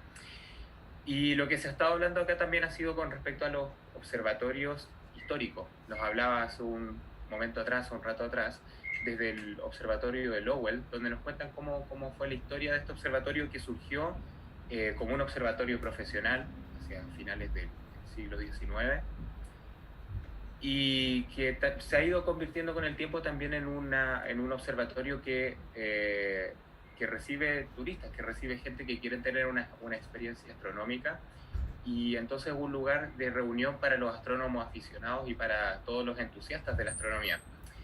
Y a propósito de eso, yo contaba cómo también en Chile, los que nos siguen de Chile lo sabrán bastante bien, tenemos uno, si no los cielos más claros del mundo, lo que no solo ha motivado que se hayan instalado observatorios profesionales, muchos de los grandes telescopios están acá, sino que también ha motivado toda una cultura de la astronomía en términos turísticos. Y así como tenemos observatorios profesionales, también tenemos un gran número de observatorios que hacen turismo en el norte de Chile y que justamente hacen el atractivo por la fama que tienen los cielos de Chile como una de las ventanas para mirar el universo. Así que bueno, estamos en espera de la totalidad, que sucederá dentro de poco, y vamos a estar aquí siguiendo, digamos, esta transmisión en conjunto, mostrando cómo se ve el eclipse desde ambos lados, desde Estados Unidos, la costa oeste, y desde acá del desierto de Chile. Thank you. Álvaro, también agregar a esa misma información sobre esta cámara, es que hace 13 años atrás que toma fotos y que esta cámara camina sobre la luna. De hecho, esta cámara ayudó a sacar las fotos más famosas de la superficie de la luna, y que algunos descubrimientos que se hicieron con estas es que se tomaron sombras, se captaron sombras, y también se van a mandar astronautas allá para saber qué es lo que hay dentro de estas sombras. Y también captó algunos cráteres jóvenes y algunas llamadas fosas lunares. Y eso básicamente. Súper. All right, thank you. Hey, I just wanted to, while I have you, I just want to just say, thank you for everyone in Chile that is watching and has joined us tonight. The spirit of the thing was to make this sort of two hemispheres and look at the same moon at the same time. And I'm going to ask John and Kevin if they have anything they want to say to your audience as well. And then if you would just translate that, and then we're going to move on to another image here. Well, we're just pleased to as citizens of the world, no matter where we're located, to be able to look at something we can all see at the same time and to celebrate this together. So it's a real honor to be able to be part of this. I really appreciate all y'all and all the people viewing with us. Good. Alvaro, if you could just pass that on to your audience real quick, and then I'm going to change our view to Tempe Town Lake and see if we got some stuff out there. Please go ahead. Sí, bueno, nos han pasado el mensaje de que independiente de los lugares donde estemos observando esto, lo importante es que lo estamos haciendo juntos y estamos celebrando juntos este evento astronómico desde ambos lugares y tratando de hacer que la astronomía sea una cosa que nos una, por supuesto, que es lo que hace, ¿no? La ciencia y la belleza de los cielos. Thank you. That's excellent. Hey, can I see if the team is... Alex, you have the view from Lowell now? Is that what I heard? Is that right? Yep, we have a view from them that we can share now. I'll put that up. Can you show John and Kevin what they're looking at up there? Yep, there it is right there. There you go. We got a view of the observatory and some of you can see on that top left corner, some of the telescopes being used. Are there any people in there? I see it. Okay. You can kind of see shadows mulling around. I think those are people. Moving around up there? Yep. It's legit. You got something going. It looks like it's cleared up some because it was pretty cloudy a bit ago. We couldn't see it at all 10 minutes ago. It looks like my view is getting actually better as the night goes on too. So I think there's some high clouds. Yeah. Hey, I'd like to see if we can't get Tempe Lake. So John and Kevin, I know we're sort of on a little bit of a restricted timeline. So you can, thank you very, very much for having this opportunity to kind of like talk to us together. I think that's really super cool. And that's really what it was all about. And I think it's working. We've got lots of moving parts all over the place and you've got a big night ahead of you. So feel free to jump out as soon as you have to, but also why don't you help me take a look at Tempe Town Lake and see what they're doing out there too. So Hey Rick, before our Lowell partners go, I'm suggesting that we do a virtual night sky and maybe we do a field trip and road trip up to Flagstaff. You want to like maybe broadcast from up there to our audience? Yes. I mean, you and I are taking some other road trips this summer to do the same thing. Why not go to Lowell? Yeah. So Kim and I are actually going to be in Florida for a launch. We're going to do one of our programs from Coquimbo. So that'll be kind of fun. So well, it's an open invitation. We'd love to collaborate more with you guys. Yeah, that would be great. I would love it. So thanks for joining us tonight and thanks to our partners in Chile. This has been fantastic. Super cool. We're not done yet. We've got a lot more to kind of take care of tonight just on our schedule. I know that John and Kevin, they might have to sprint here. Yep, we're going to have to go now. So we'll just say thanks and thanks so much. Bye, nerds. Thank you. You guys are great. Okay. Say goodbye to my frogs. We'll see you. Okay, see you guys later. All right. Hey, let's see if Maitreya, Mohar, and Armand are like available. I know they were trying to get in a little bit ago. So, Rick, can you share your view while we're connecting with Tempe Town Lake? Sure can. There's my moon. I might have to make another little adjustment here. Let me see if I can. I don't know. I'm sure you're all hearing the frogs. I'm gonna have to find out from Liz and James how they like put up with this. It's a lovely chorus. It is quite the little chorus going on. So what it looks to me like here is that we've got some high clouds that are just sort of fuzzing out some of the detail on the moon. Because I can see it still have a nice little sharp image. I think the focus is nice on sort of that outer edge around the outside. But we're really still looking for that time where now the dark side of the moon is going to start to glow in a reddish or orangish color. So that'll be kind of cool. If you wouldn't mind, guys, if you would just kind of text over to the lake, and I know they're having trouble hearing our broadcast because we put them right under a freeway. So if maybe we have to text them to sort of get them on board. Yeah, we're getting a hold of them now. And Alicia or Alex, if there's any other questions you want to bring forward while we have while we're looking. We kind of have an interesting one. It's more a question, I guess, well, for you, but I guess anyone in our presentation that can answer. Sam's wondering, what is the most exciting astrological event you know of? I'm kind of curious to what some of your answers are to this. Astrological event, or we'll have to say astrological / astronomical. I feel we're going to have to say astronomical because we don't do the other one. Well, I'll tell you what. Two things come to mind. One is, I think I mentioned earlier, we had an opportunity. Actually, my wife and I had an opportunity to go up to Wyoming to see the total eclipse of the sun. And that was really very special. I'd seen eclipses before, partials and here and there, but to actually get into the track of totality and actually watch that happen was really, everything we expected and then some. But we also had an opportunity, and it's astronomical, is we went up to Yellowknife, Northwest Territories. This is going to be about 5 years ago now, in the middle of the winter, and that was an experience. So Yellowknife is about the same latitude as Fairbanks, Alaska. It's way up there. You actually fly through Edmonton or Calgary, and then it's another 2-hour flight.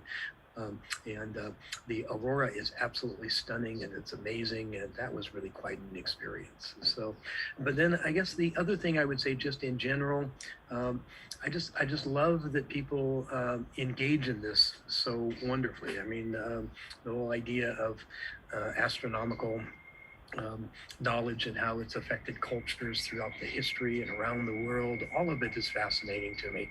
So I was kind of making a little bit of a joke about astrological as opposed to astronomical, but the cultural phenomenon that people just sort of use the sky for many, many different purposes. And I think that's always just been fascinating to me. So I learn stuff every day, and I meet new people every day that have really good ideas and good passions. So it looks like we can't find Tempe Town Lake, is that right? We lost them? Poor guys. Hope they didn't fall in. We're still trying to get a hold of them. Okay. I think what I might do next is let's go back to actually let's go check on Kevin O'Donnell, because he was actually going to show us some views through his eyepiece if he could. Kevin, are you on board? Can you come back in? Yes, I'm here, Rick. I'll switch around my view.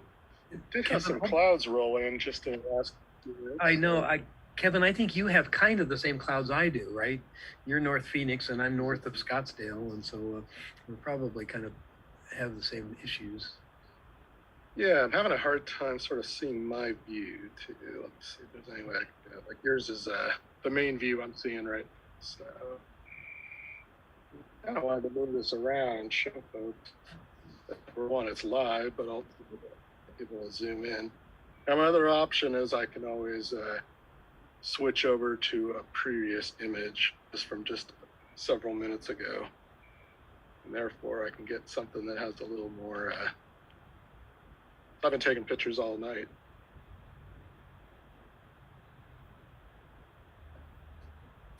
So, are you able to see that? Yeah, I can. Tempe Town Lake's joining him too. Okay, good. All right, well, that's a good view. So I think what the audience is seeing now on the screen is that's the telescope view from the team at the students that are out at Tempe Town Lake. Are you guys in a position where you can get on screen and talk to us for a second? Yes, we can, but it's really dark out here, but we'll try. Okay. Can you see us? I'm glad it's dark out there. I don't think we can see you. No, actually, all I have is the lunar view, but not anything up in the screen. So tell me, Maitreya, People stopping here by, and there's some people who are like stopping here from 7 p.m. They really want to wait until totality hits, so like it's pretty good. that's good. So that's really what I wanted to see is if anybody is just kind of walking their dog and hanging around and sort of like just asking what's going on. Are people looking through the telescope with you? Yes. Yeah, we have about 20 to 30 people here right now. Those set up and a couple binoculars as well. So everybody's getting to see this amazing lunar eclipse. What you should do is see if you can kind of get them to turn their little lights on their cell phones and turn around so we can see some faces. So, or just to at least see people out there. That's great. So I guess we found a good location at Tempe Town Lake. We were actually, Maitreya and I were out there on Friday searching around to see, where's the best place to set up, where are we going to get some people. I can see that according to my watch, the shadow should be in totality here in about 4 minutes at 8:29 is I think, and it looks to me like it's moving fairly fast. Kevin, if you wouldn't mind hanging on for a second, I'll get back to you in a minute. But and then Kim, if you wouldn't mind kind of pinning these two images together, if you can pin them both on the screen, what Maitreya and team is showing, and then my image show up here.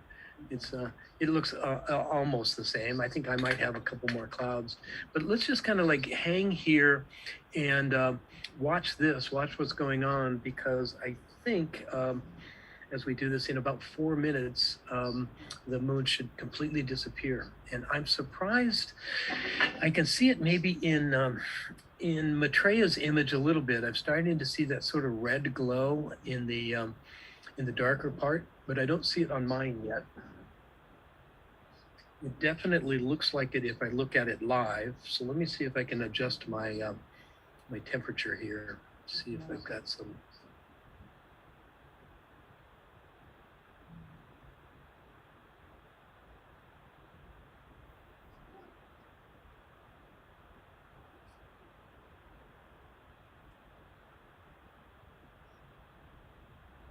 I can get just a little bit more sort of the highlights here.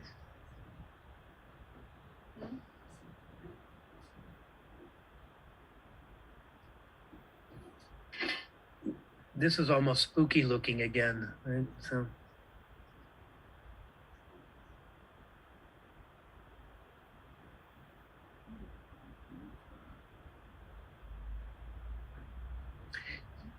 Alvaro, can you come on real quick, or can you show us your view from Chile real quick? Maybe Kim, I don't know if you can do this, but maybe you can pin all three on the screen for us. I don't think we have it set up to where we can have all three, but we can share either ours or the Tempe Town Lake crew, or not ours, but Tempe Town Lake crew or the Chile telescope.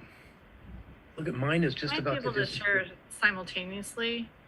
I don't know if I know it's possible in some instances, but I'm not sure if it's possible. I can save you some time. Currently, the stream from the Chile telescope is dark. The moon is not showing up, I think. Okay, it might just be that it's just the exposure. It's not showing up because it's completely dark. I can just still see just a little tiny sliver. And Maitreya, I think you get the best view so far as sort of that thing. I just want to see it go dark. A second. Checking my watch, it looks like the timing is right. We've got another minute here. And so for those that are sort of just tuning in, or if you've been going in and out and watching and all that stuff, what's happening now is the phase where the entire moon is actually in what we call the umbral shadow of the Earth. And so there's a penumbral, which is bigger and a little bit lighter. It just gives the moon kind of a dusky color. When it moves into that center circle, that's when we have totality. And that's the sort of the point we're in, just entering right now. You can still see just a little edge. If you can see this live, what happens, I'm just turning around to see. is when you find the moon in the night sky, it really has this really spooky kind of orange glow. Some people call it the blood moon or a blood red moon. Sometimes they do that. And what's happening there is that the light from the sun is actually passing through the Earth's atmosphere, and it's bending just a little bit. And so just exactly the same phenomenon that causes a rainbow to happen as the light passes through moisture in the atmosphere, it breaks up the colors, right? And so you see sort of the reds and the greens and the blues separate a little bit. The geometry of the thing is that as that light passes past the Earth through our atmosphere, it bends in just a little bit and throws some of that red light, the red light and orange light, onto the surface of the moon. So normally you don't see that at all, right? Because the moon is so bright and the sun is reflecting everywhere. But this is an opportunity to just see that phenomenon. And that would have been very spooky in old times, wouldn't it? To see sort of the bite taken out of the moon, to see it disappear before your very eyes, see it sort of like turn red in the night. And then eventually, of course, it will come back and be the normal moon again. I'm just kind of centering my view here just a little bit. For the team at Tempe Town Lake, now they've gone completely dark. I can't see them at all. I'm just able to manipulate my light just a little bit, not very much, so that I can still sort of show some moon color up here and some of the saturation. I'm not getting as much of that blood red color as I'd like. Anyway. That's probably it. That's what we're going to get. That's going to be a passable sort of view for the time being. So now what happens next? Well, on our broadcast, we have some other things to show you. I've got a little demonstration that I'm using a different computer for to show you sort of how these things align and what's actually happening in space to make an eclipse happen. We're going to go back and share some time with LROC, the Lunar Reconnaissance Orbiter Camera team again. They've got some more stuff to tell us about. And we'll be checking in with other teams around as we can. We've lost the telescope feed from Chile, but we'll kind of touch base with them again as sort of the evening goes along, just to have more conversations with them. I'm going to leave my blood red moon up. And so I'm going to encourage everybody to hang out for a little longer because we've got some other things to show you. I'm going to encourage everybody, if this is a good time for you to just take a break, run outside, look at the moon because it is in totality now. It will stay sort of like this. It'll stay in this particular phase for over an hour. And so it will be at its greatest. It'll be in the center of the shadow at 9:11 tonight. So just about 10 minutes after 9. And we will be sort of wrapping up and sort of closing down our broadcast at about 15 after 9. So I'm just going to kind of leave this view up. It's a moon you don't see every day. It's a moon that sort of is kind of just in the throes of eclipse. But I'm also going to invite you to chat with us in the question and answer. Hang out with us because we've got some more to talk about, to see as the night goes on. And I'm going to just sort of also just say it's a good time to just go out and take a look on your own. Just make sure you're checking out your own moon when you have a chance to do that. Let me have the LROC folks come back if I can. And also while we're getting them on board and ready, I will just double check with Alicia and Alex to see if there's any questions that we need to answer.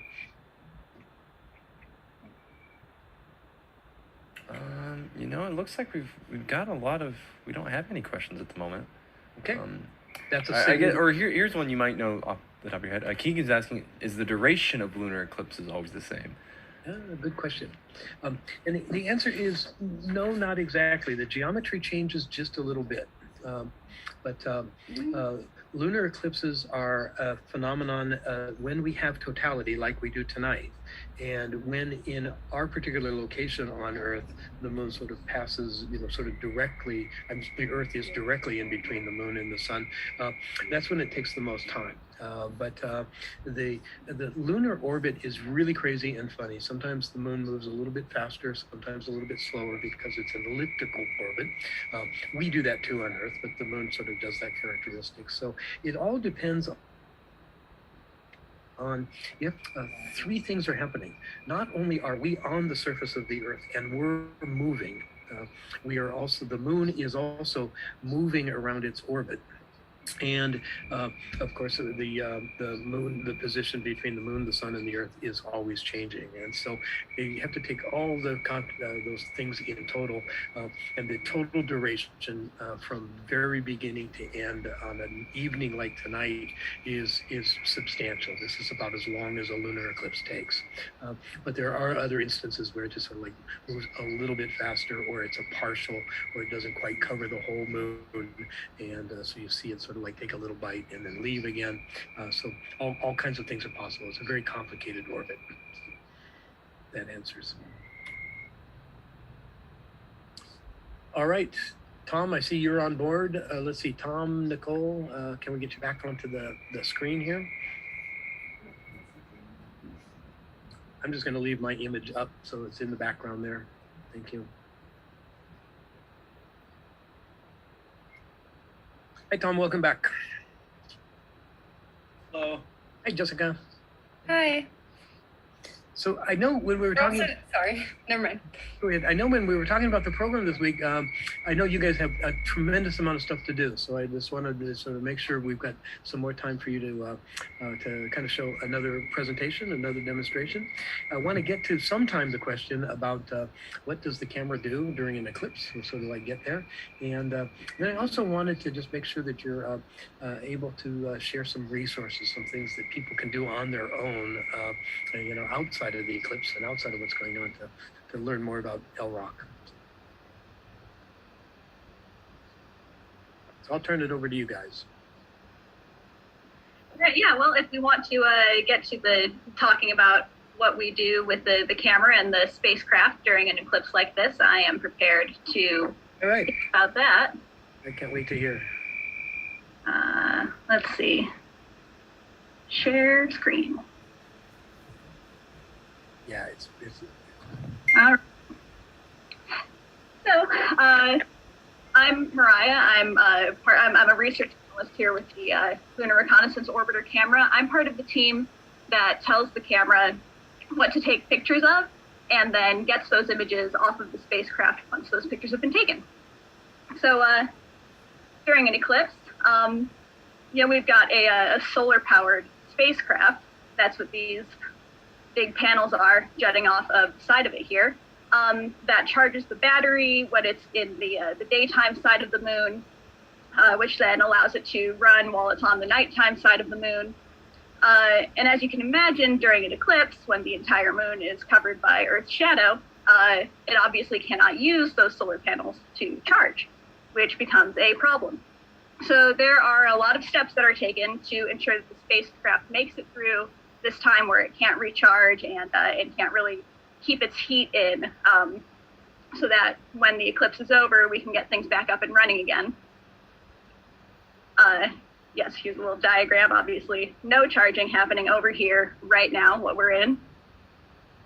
So the first step in preparing a solar-powered orbiter for an eclipse is to charge it up. We want to get as much power into that battery as we can so that it can continue to run its most necessary functions during the eclipse. The next step is to preheat it.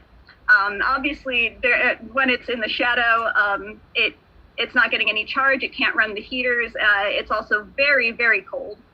We don't want our instruments to freeze. That will cause a lot of problems with them. So we have to heat up the orbiter as much as is safe, because obviously we don't want things to get too hot either. So there's a balance there that has to be struck. The next step is to turn off all functions that aren't absolutely necessary to getting it through the eclipse. We're turning off all of the instruments. We're putting it on the absolute minimal amount of power draw that it can use. And once it's all shut down, it's taken a nap. Just got to fly through the eclipse. It takes a few hours, and then once the eclipse is over with, we get to check the power levels and the heat, make sure that everything is still able to run properly. It's got enough charge to start powering things back on. It's not too cold to where turning things on might cause problems that way. And it's kind of a gradual wake up from its little eclipse time nap. And then finally, we all take turns turning our instruments back on, checking things over, making sure everything's still functioning correctly at the end of the eclipse. And then we get to resume our regular operations and we can celebrate another eclipse survived. Okay, so my great idea about taking a whole bunch of pictures because the eclipse is cool, that just doesn't happen, right? Right. It can't take pictures during it. Can't do it, right? Has to shut it down. Okay, well, that makes perfect sense, I guess, if you're operating an orbiter around another body. So I guess I can see this happening. So. I think hypothetically you could keep the cameras turned on and point it towards the eclipse, but it would burn up the cameras. Yeah, no, we don't want to do that. So no, that might be an issue. This actually sort of sounds so logical to me, of course, right? Because it's all solar power, right? So yeah, it moves into a shadow, then it stops working. I get so good. And so, but you guys, I mean, I think people don't know this very much, but you guys are kind of driving this machine, right? I mean, it doesn't do it itself. Somebody's controlling this mechanism and it's steering it through its orbits and turning it on and off and that kind of stuff. And so, Mariah, are you part of the team that does that? Is that what I understand?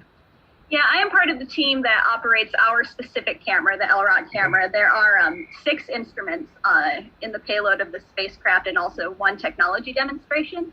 So there's a lot of coordination between instruments, like who wants to get specific readings, who wants to get specific data, and we all kind of have to share the time spent using the spacecraft and making maneuvers and make sure that everyone can kind of get the data that they need.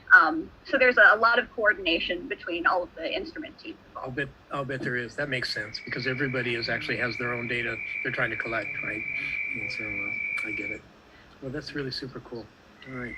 I'm going to just real quickly, I'm going to kind of move over. I'm going to show everybody a little demonstration about eclipses. You guys can please hang on for that. And I'm going to just re-ask the audience if you have any questions about anything you hear tonight and want to kind of know more about it. Please, this is a good time, or comment, or if you're enjoying yourself, if the moon looks spooky from your location, kind of like give us a little comment about it and see if we can get some of the communication going. So if you guys hold on just a minute, I think what I'm going to do is I'm going to switch screens over to another thing. I just want to kind of show you a little bit about why this is, eclipses aren't that rare, but they're also not that common. We're not out here every month sort of looking at this kind of eclipse. But it does happen often enough. Let me sort of see if I can do something. I want to show you, this is your Earth, right? And the program you're looking at here is what we call SkyScan, and it's Digital Sky 2 is what this is. And we use this on campus for demonstrations, for teaching, for education things, and that kind of stuff. And during COVID, I just was able to kind of take it home and use it. So this actually kind of is a way to fly around in space to see things real time. If I can get really, really, really close right here, I think you can start to see that there is I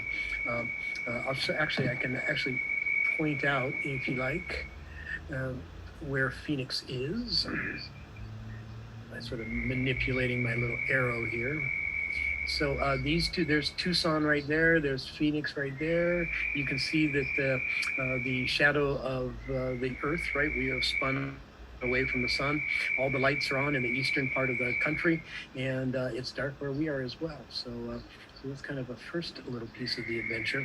And then I'm going to back out a little bit and just sort of like show you a little bit more space out here. Pretty soon your nearest natural satellite, the moon, will start coming into view here. I'm going to kind of move this way so you can see it.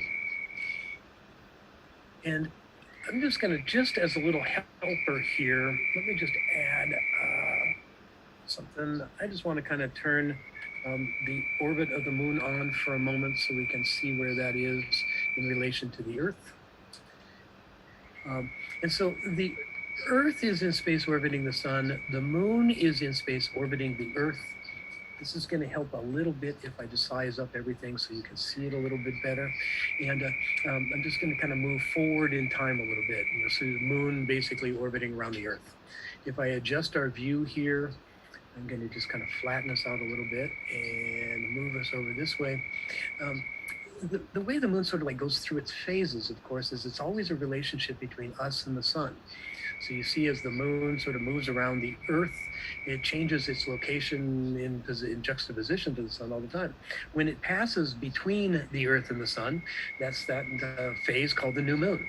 That kind of starts everything. When it passes around the backside, like right now, that's when we have a full moon. And the moon does this cycle about every 29 and a half days. This is not something that is unusual. That sort of happens all the time. There's a full moon every 29 and a half days. And so why is it that we don't have an eclipse essentially every month? Why does that happen? Well, I can show you here in just a moment. I'm going to turn that off. I'm going to kind of go back to now so I know where I am. And I'm going to introduce you to sort of what we call the plane of the ecliptic. I'm just going to kind of put a plane across the sky. And what this is it's what we call the ecliptic plane. It's the equator of the sun shot out into space. And you can see that the Earth is riding right on that plane. As it moves around the sun, it never varies from that particular plane. It's sort of the Earth-Sun relationship in the Earth's orbit define that. But you'll notice that the moon actually kind of breaks the rules a little bit. For a little bit of time in its orbit, it goes below the plane, and then you can see it kind of coming back out the top. I can darken that for you just a little bit and sort of like see how that, so the moon sort of rides above and then it goes down and goes underneath, right? And so I can show you that sort of view too. So there it is popping up again. And so where the moon crosses the ecliptic plane is what we call a node. And you can sort of imagine that as it's going down, we call that a descending node. As it's going back up again, we call that an ascending node. That means it's coming back again. But I want you to notice that the nodes actually sort of line up in space. And if I move over this way a little bit, you'll see where the sun is in this particular view. And you can see that where I am right now, I'm way up in time. I'm now in August or something like that. The moon, as it passes between us and the sun, is way above the plane. And when the moon passes beeline, it's way below the plane. And so to see that happening. Let me go back to today. So I think this will be pretty clear. Let's look at that little spot on the moon. Here's what's happening now is the moon is in, the Earth is in between the sun and the moon. Let me flip around to the other side so you can see that a little bit better. And those nodes, the part where the moon comes above the plane and the part where the moon goes below the plane, is in somewhat of alignment with the sun. And so not only do we have the full moon, which happens every 29 and a half days, but the moon is at node. And that means that it is essentially sort of aligned with the plane of the ecliptic, and the condition that it sets up is that the sun, the earth, and the moon are all in exactly a straight line. So this is the phenomenon we call a lunar eclipse. If I just move ahead 1 month, I'll do it in about 5 seconds. You'll see sort of the moon moves in and then back to its same location, but the nodes have completely unlined now, so you can't, the moon does not share an alignment anymore. So that's really it. Two things have to happen. Those nodes, right, the lunar alignment where it's passing through the ecliptic, have to line up with the sun, and the phenomenon known as a full moon has to happen. And if those two things come together like they are tonight, that's what happens. Somebody was asking a little bit earlier about the plane, was asking about the duration of an eclipse. And I'd like to go back and sort of suggest that lunar eclipses, as like the one tonight, are going to last for about 5.5 hours, the total thing. It takes the Earth 24 hours to spin on its axis. So that means that we're lucky right now to have that 5 hours of lunar activity while it's nighttime on our side of Earth. There are people on Earth, right on the other side, in Africa and in Europe and in Asia, that are not experiencing this lunar eclipse at all. it started after sunrise back in where they are, and it will end before sunset. So they won't see it. So not only for you to be able to view a lunar eclipse do you have to have the full moon, the alignments of the nodes, but you also have to be on the right side of the earth. Timing has to be right so that it's dark or nighttime where you are. And all of those things have to come together to make this happen. So that's really just kind of what I wanted to show you from the view of the Skyscan computer, what things are going on in space and what happens. And this is really one of the things to sort of take advantage of seeing an event like this and seeing and kind of participating in these things is to ask yourself not only, this is really cool and I see a blood red moon and that's really unusual and I really like sort of seeing these kinds of things, but sort of turned on the wrong feed here. But it's also important to sort of ask what's really going on? What's actually that moon doing? What's happening in space to make this particular lunar eclipse happen? So that's my sort of campaign to have us think about all that stuff and participate in these kind of things and phenomenon as we go forward. I'm going to kind of just sort of, I had the LROC people hang on for a little bit. I'm going to go back there, and then I also wanted to go back to Chile again before the we sort of get. Oh yeah, let's do that. Thank you, Kim, for reminding me. So would we let's go to a couple of Lowell Observatory poll questions and see how they did that, and then we'll do some Chile poll questions when we get back to them. It's going to be the LROC questions. Oh, it is. Okay, I'm sorry. Yep, that's so, perfectly Lisa, fine. can you launch that poll? Alrighty, that poll has been launched. The first question is, what do you see when you look at the moon? There is no right answer there. And then number 2, how many lunar pits have been found to date? And there's a third one there to surprise you at the very bottom. The tallest mountain on the moon is, and then you pick the blank. So go ahead and cast your votes there, and then don't forget to ask questions in our Q&A for our team.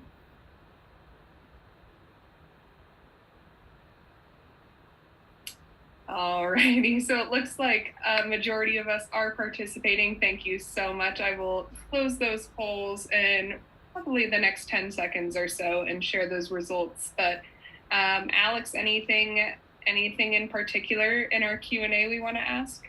I want to know where mittens come from. Who did that? What do you mean mittens? Are there really mittens on the moon? So a few people suggested that I put that in the poll. So I guess some people see mittens. Well, at least 2 people also see mittens, so it's not a wrong answer per se. Not a wrong answer. Okay. I mean, All right, I'm gonna share the results now for the LROC poll. Alex is right. 2 people do see mittens, so I'm glad we're super inclusive there.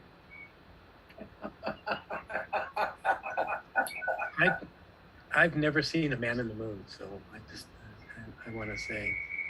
Neither have I. I always see the rabbit in the moon.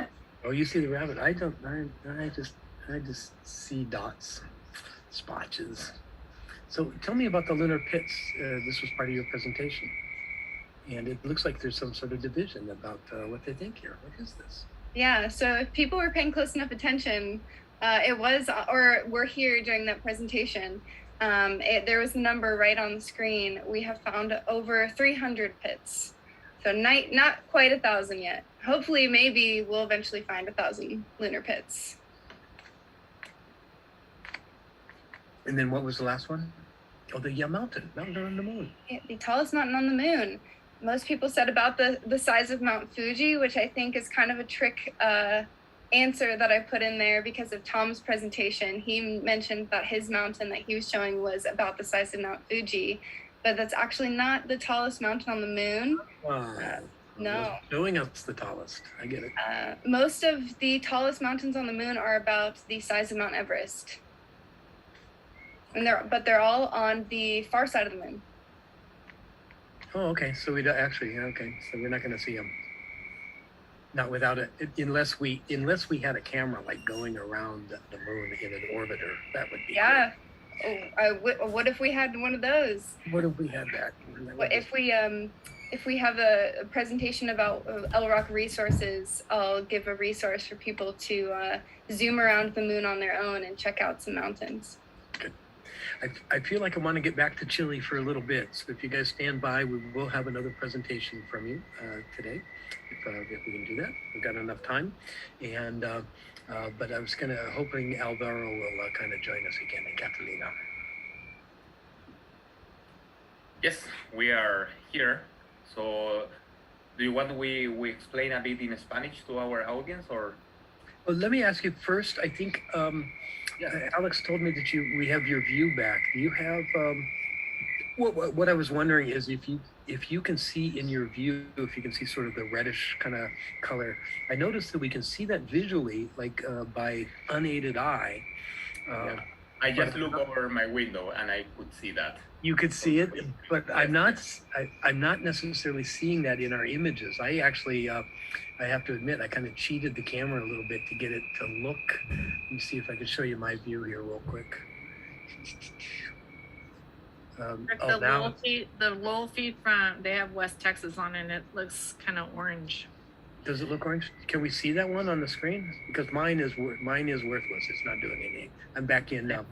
I'm back in here again. Camera from Chile is a monochrome camera. Oh, it is. Okay. Yes. So that will explain it. That's probably what tells me. And then Alvaro, it kind of looks to me a little bit. Oh, you know, I don't know about this. This looks a little fakey too, doesn't it?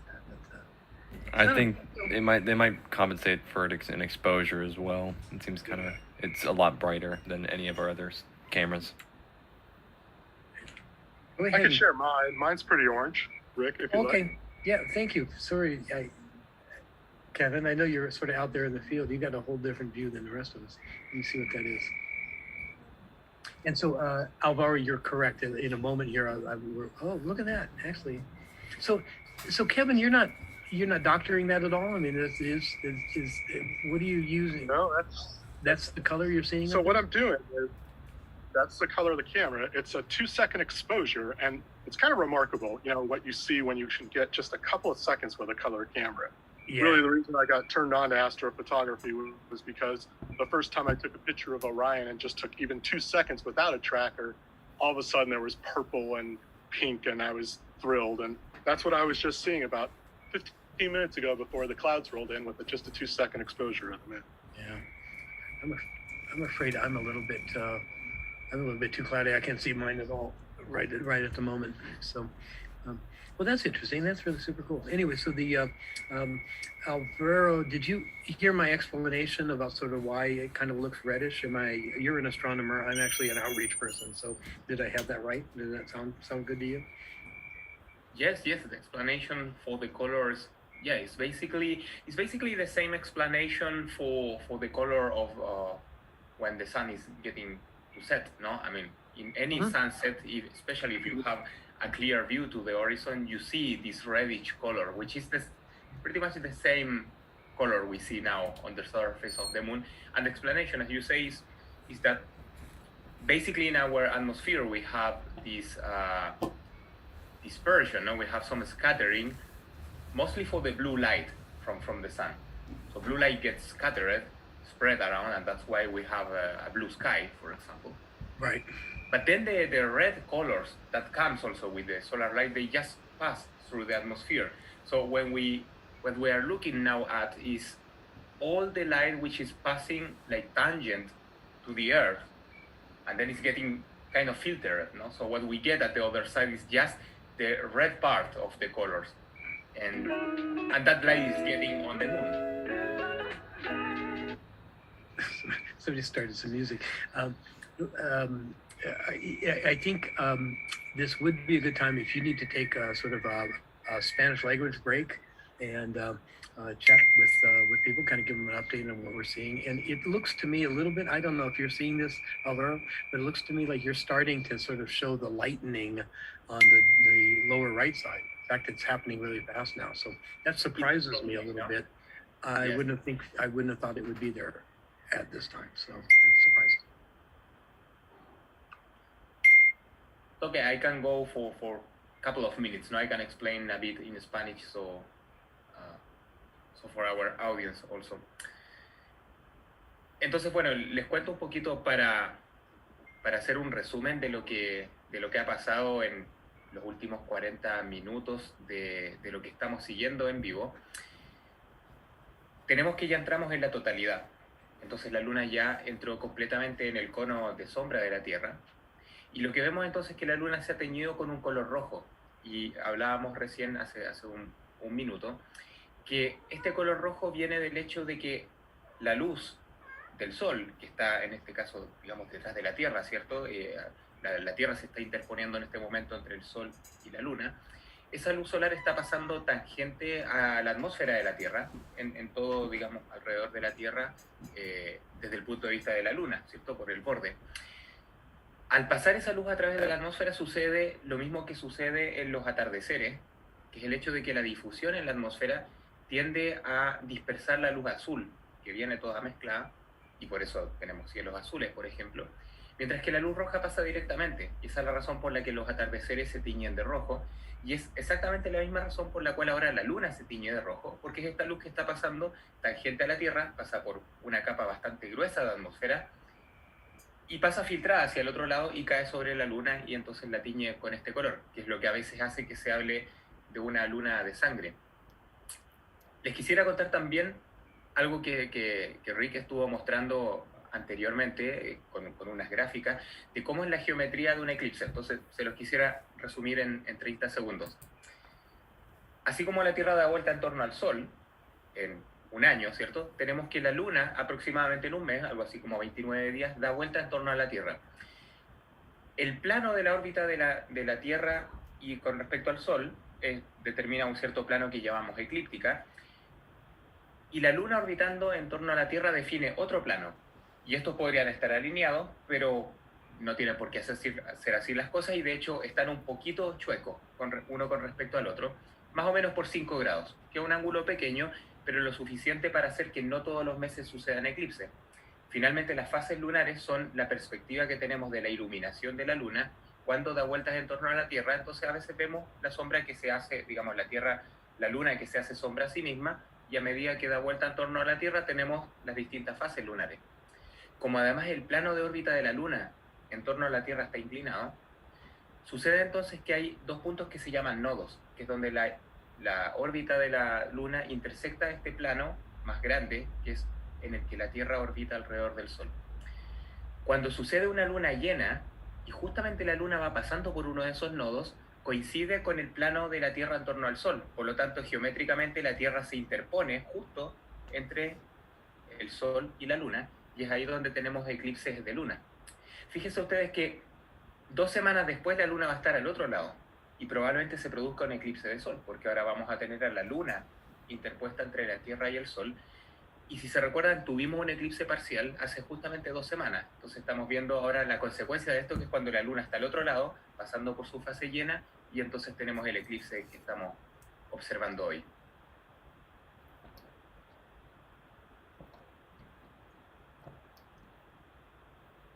Sorry, I lost my microphone button.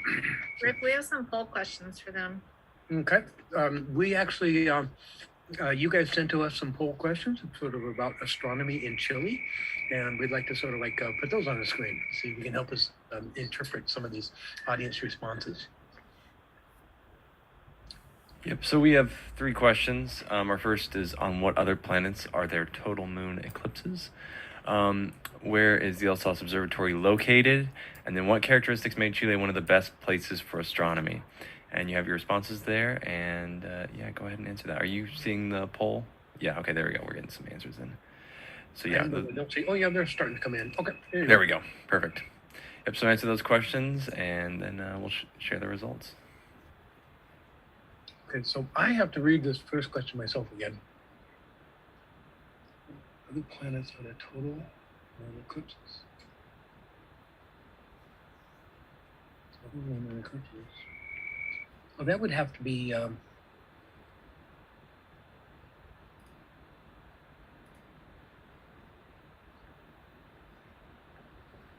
guess I'm not gonna weigh in until I see what the audience says.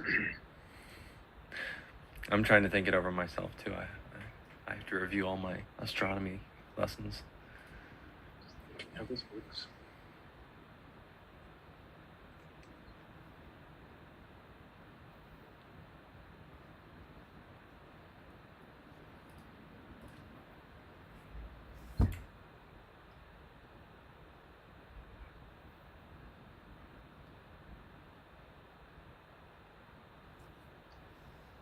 Well, I hope everybody got the location of the observatory correct. Yes, looks like most. Yeah, it looks like we have a bit of response. We're starting to slow down, so I think we'll share the results. What answer were we looking for on number one? Correct me if I'm wrong. I think it might be Jupiter, if I remember correctly, because I think Jupiter, Saturn, Uranus, and Neptune, I think all the gas giant planets are large enough to where they can eclipse their moons. Now, it's not the other way around. You can't get solar eclipses, but you can get lunar eclipses. Am I right? Is that the correct answer? Whoever wrote these? I hope. Yeah, that's interesting question, no? Because as you say, solar eclipses are much more difficult, no? You need the moon in this case, as in our case, to have the same angular size as the sun, which is our case, no? And not forever. It will get at some point too far from the Earth. For the planets, I would say probably Jupiter, large enough, no, to cast a large shadow, no? Yeah, but this is a good question because it had our audience thinking. Yeah, so lunar eclipses, I would guess the answer would be Jupiter. If we're talking about solar eclipses, then it would be none of them because, yeah. And then it seems like 88% of you got the correct answer for where the observatory is located, Rio Hurtado. And then, yeah, what characteristics make Chile one of the best places for astronomy? All the above. Yep. Clean skies, dry, high altitude, perfect. Wonderful for astronomy. So yeah, good job. Alvaro, can I ask you about Rio Hurtado, or is it? Did I say it wrong? Let me see if I can pronounce it right. Hurtado. How far is that from you? I mean, so you do your work, I think, principally in Santiago. Is that right? Yes. And do you ever have to go visit these observatories, or do you actually work at one or more of the observatories, or do you most of your work kind of at your office in Santiago? Well, in particular, this one of El Sauce I never visit, as I mentioned before, is an observatory which hosts many small telescopes from people, amateur people of astronomy. But I have visited professional observatories. For example, there is one, it is one of the first in the country that is called La Silla. It's from the European Southern Observatory. But mostly astronomers, and that includes me, work with data which is not taken by ourselves. What we do is apply to observing time, and somebody in the observatory takes the data for you.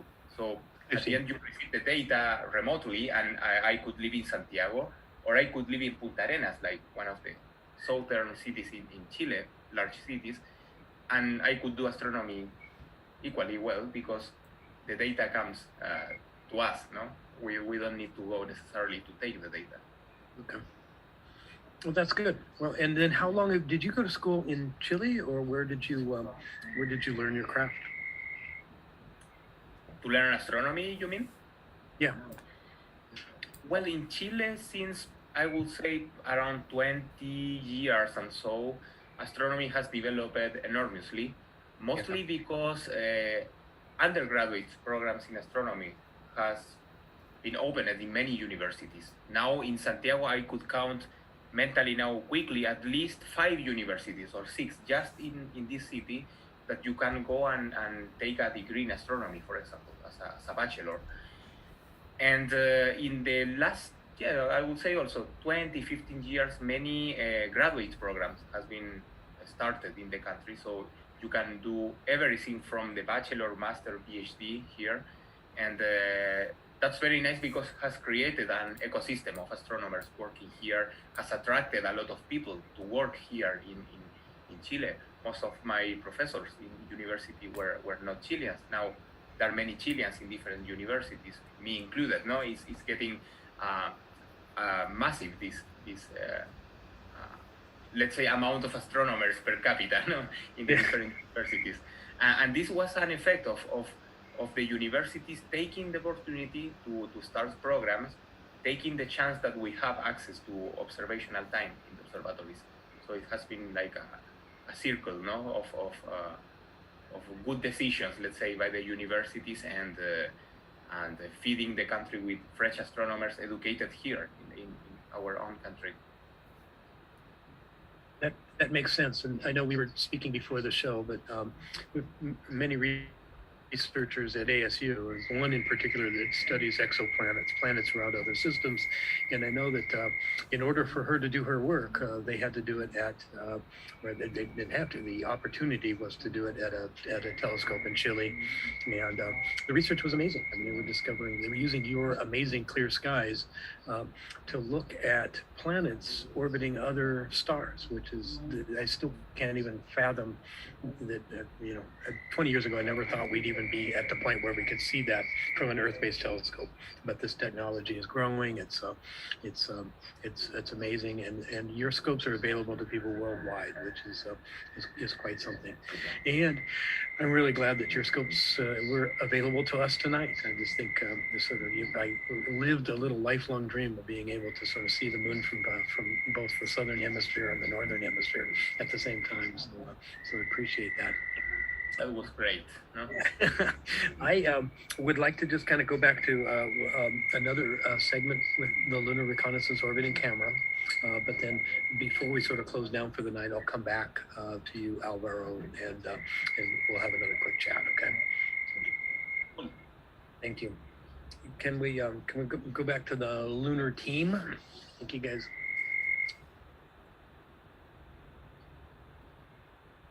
Maybe they closed. Yeah, maybe not. Hi, Jessica. Hi.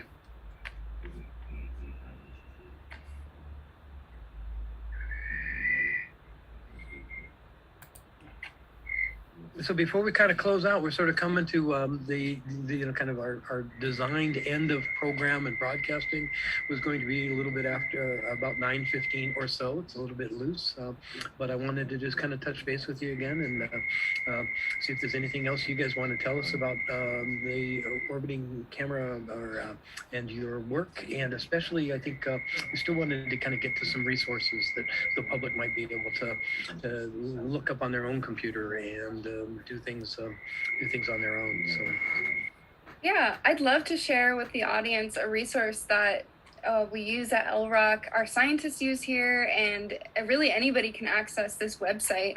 So I'll go ahead and share. If you can just type into Google LROC Quick Map, and you can click on the first link here, and it'll pull up this amazing resource to explore the moon. And it pops up and it shows you the lunar near side, but you can go in and you can change it to my favorite, which is the lunar globe. And once it turns into the globe, you can zoom out pretty far. You can zoom in, and you can get down to the narrow angle camera scale. So the super high resolution images, you can zoom in really far, and it'll resolve in a minute. Yeah, there we go.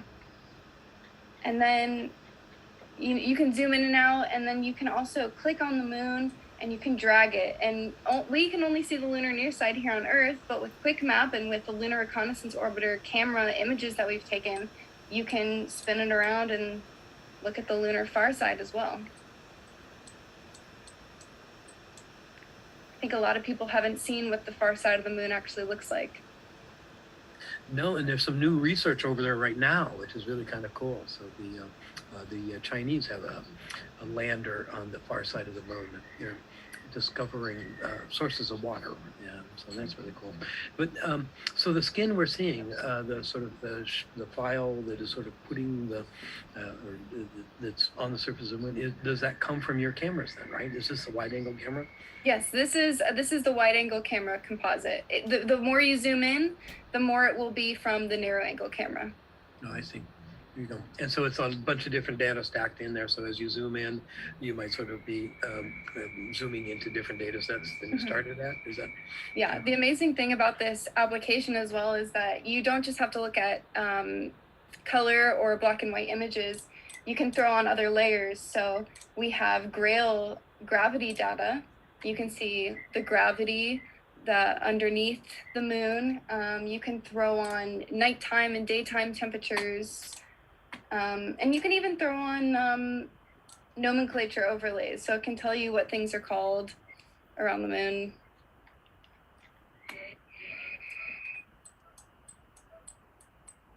It's amazing. And did you guys create this at LROC? Are you the creators of the program? I believe that it was collaborative between LROC and some other organizations. Okay. No, it is awesome. And it looks like somebody could play with this for hours and hours and hours and learn a tremendous amount about the moon, right? Mm-hmm. And it works on just anybody's home computer, basically. You need to have anything special? You don't need anything special. Okay. I think it's awesome. I think I mentioned I'd zoom into some lunar mountains. I'll take you to the far side, and we'll go to SPA, the South Pole Aitken Basin. It's the largest basin on the moon. And a layer that I like to throw on is called shaded relief. And this just shows you the elevation on various points of the moon. We can zoom in here really far to a mountain. This is one of the tallest mountains on the moon. And you can even turn it so it becomes like a 3D model. And I'll take off the color shaded relief just so you can see the real images here.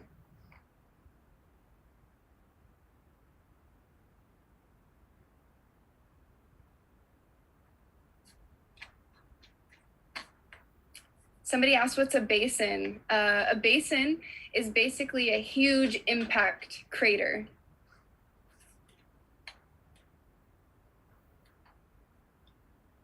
They're usually over, I don't know the exact number, but 200 to 300 kilometers plus wide.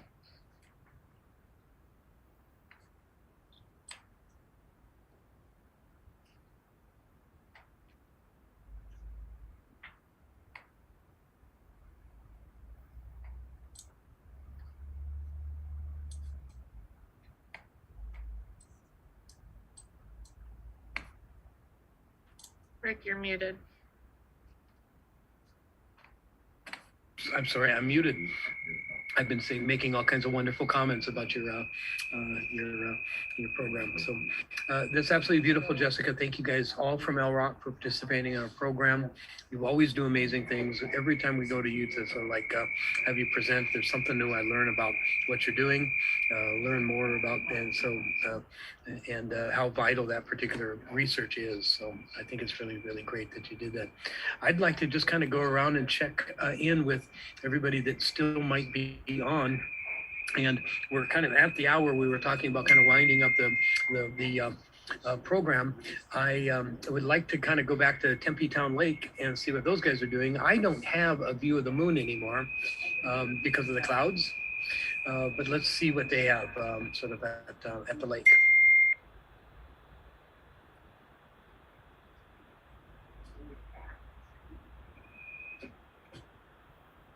Oh, because we're bumping in. No, I think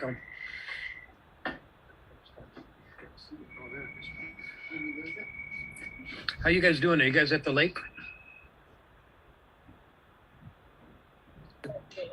Yeah, but it's really cloudy here, so we cannot actually get a view.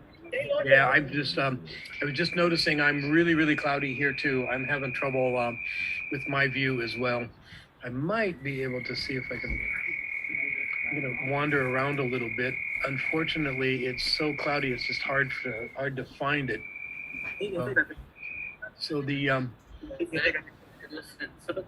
so for the audience, the moon is at the center of its eclipse happened about 4 minutes ago.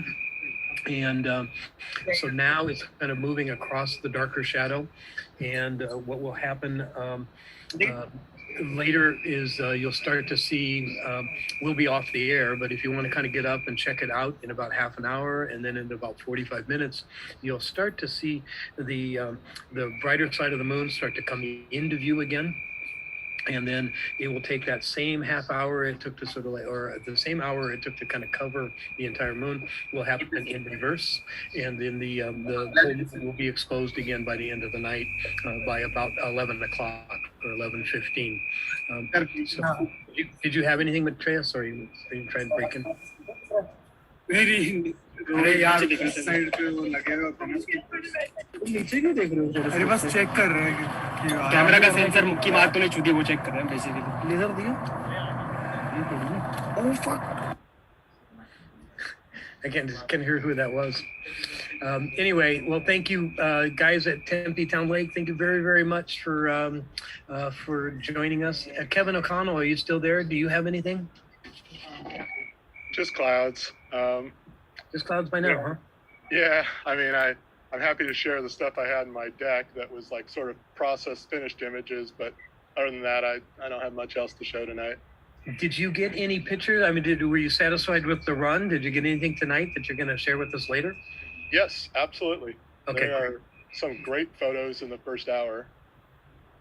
Good. Well, that's what it's all about, right? Sort of just getting there, getting at the right time. And so I think what we're, I want to have a segment at our Wednesday show on the 18th. We start at 7 o'clock for those of you who want to rejoin us. And we'll be asking people from around town if they got anything, if they sort of, the amateur astronomers, what they saw, how they photographed. And if you can help us lead that, that presentation, that would be great, Kevin. I really appreciate it.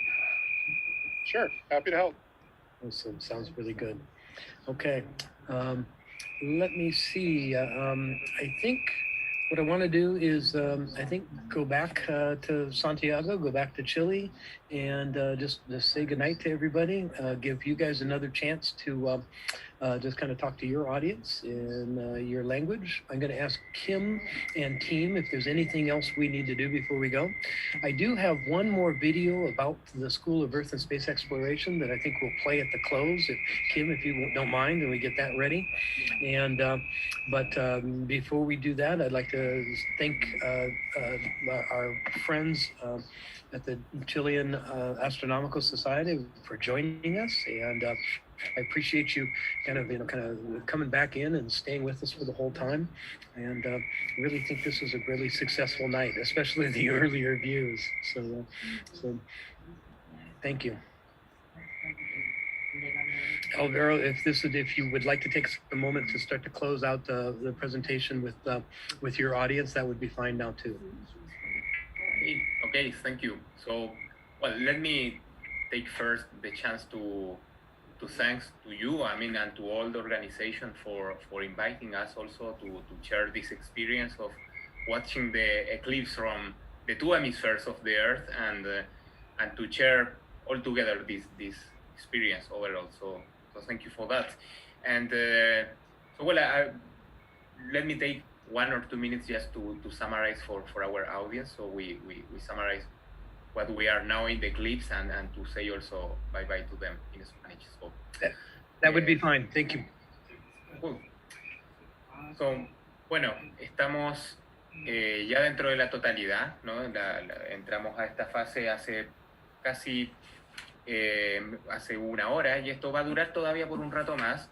Todavía va a ser posible por espacio de 1 hora, un poquito más, ver la luna teñida de rojo. Luego de eso ya comienza el proceso inverso del que vimos, en que la luna va a ser nuevamente progresivamente salir del cono de sombra de la Tierra, y vamos a ver de nuevo que la luna se va volviendo progresivamente a iluminar, como lo estuvo cuando salió por la cordillera hace unas horas atrás. Así que este es el momento para sacar las fotos.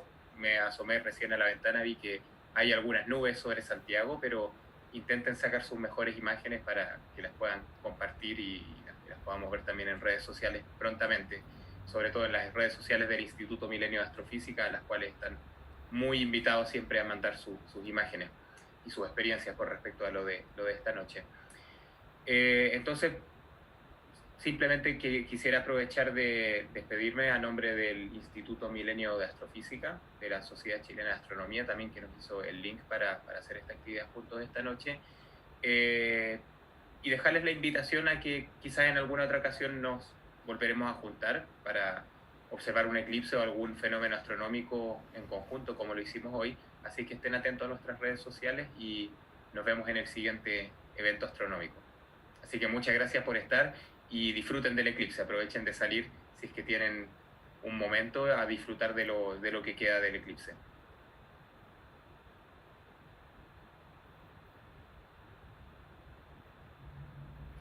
Thank you. Thank you. Then I'm back. Let me switch cameras again. I just took a walk over, and I'm searching the sky, and I just cannot see the moon at all. So as far as Cave Creek goes and North Phoenix, we're kind of completely socked in with clouds now. I'm really glad we had at least enough time at the very beginning to see the moon rise above the horizon and see sort of the activity start. But it is the way that astronomical phenomenon happens, right? Sometimes it cooperates, sometimes the weather cooperates, and sometimes it just doesn't. So again, for everybody that participated with us on the program, everybody that was a guest, everybody that kind of came on, everybody that worked hard to kind of go someplace and have a view and do the technology to get it to us, I just really appreciate all the help everybody gave. We will look for opportunities to do things just like this in the future.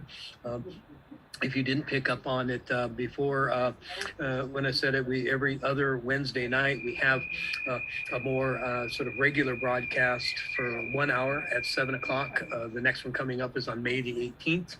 We will be showing people some images of what we found out tonight, and some captures and some things that we talked about along the way. Just as a recap, and we'll introduce you to some more night sky phenomena, some things to look at in the future. So on behalf of my entire team, Kim Baptista, Meg Hufford, Alicia Hyatt, Alex Blanche, the team that was out at the lake, Maitreya, Mahar, and Arman. Really appreciate everybody joining us, and I'm going to start to kind of wind down and say goodnight. Before we actually go, I'm going to just double check with Kim one more time. Is there anything else we have to do? And then I have just a kind of it's just a 2-minute video about the School of Earth and Space Exploration, about us, about what we do. We're a teaching institution first, and we're an outreach institution after. And so I'm going to kind of close with that. Thank you, everybody, for joining us. We were all good, and I just want to say thank you to everybody for joining us, our partners in Chile, our partners at LROC, and our partners at Lowell, and of course, my community outreach team. So thank you very much. And here's a short video to close us out about the School of Earth and Space Exploration. See everybody later. See you at the next eclipse. See you. Bye-bye. Bye-bye. Thank you.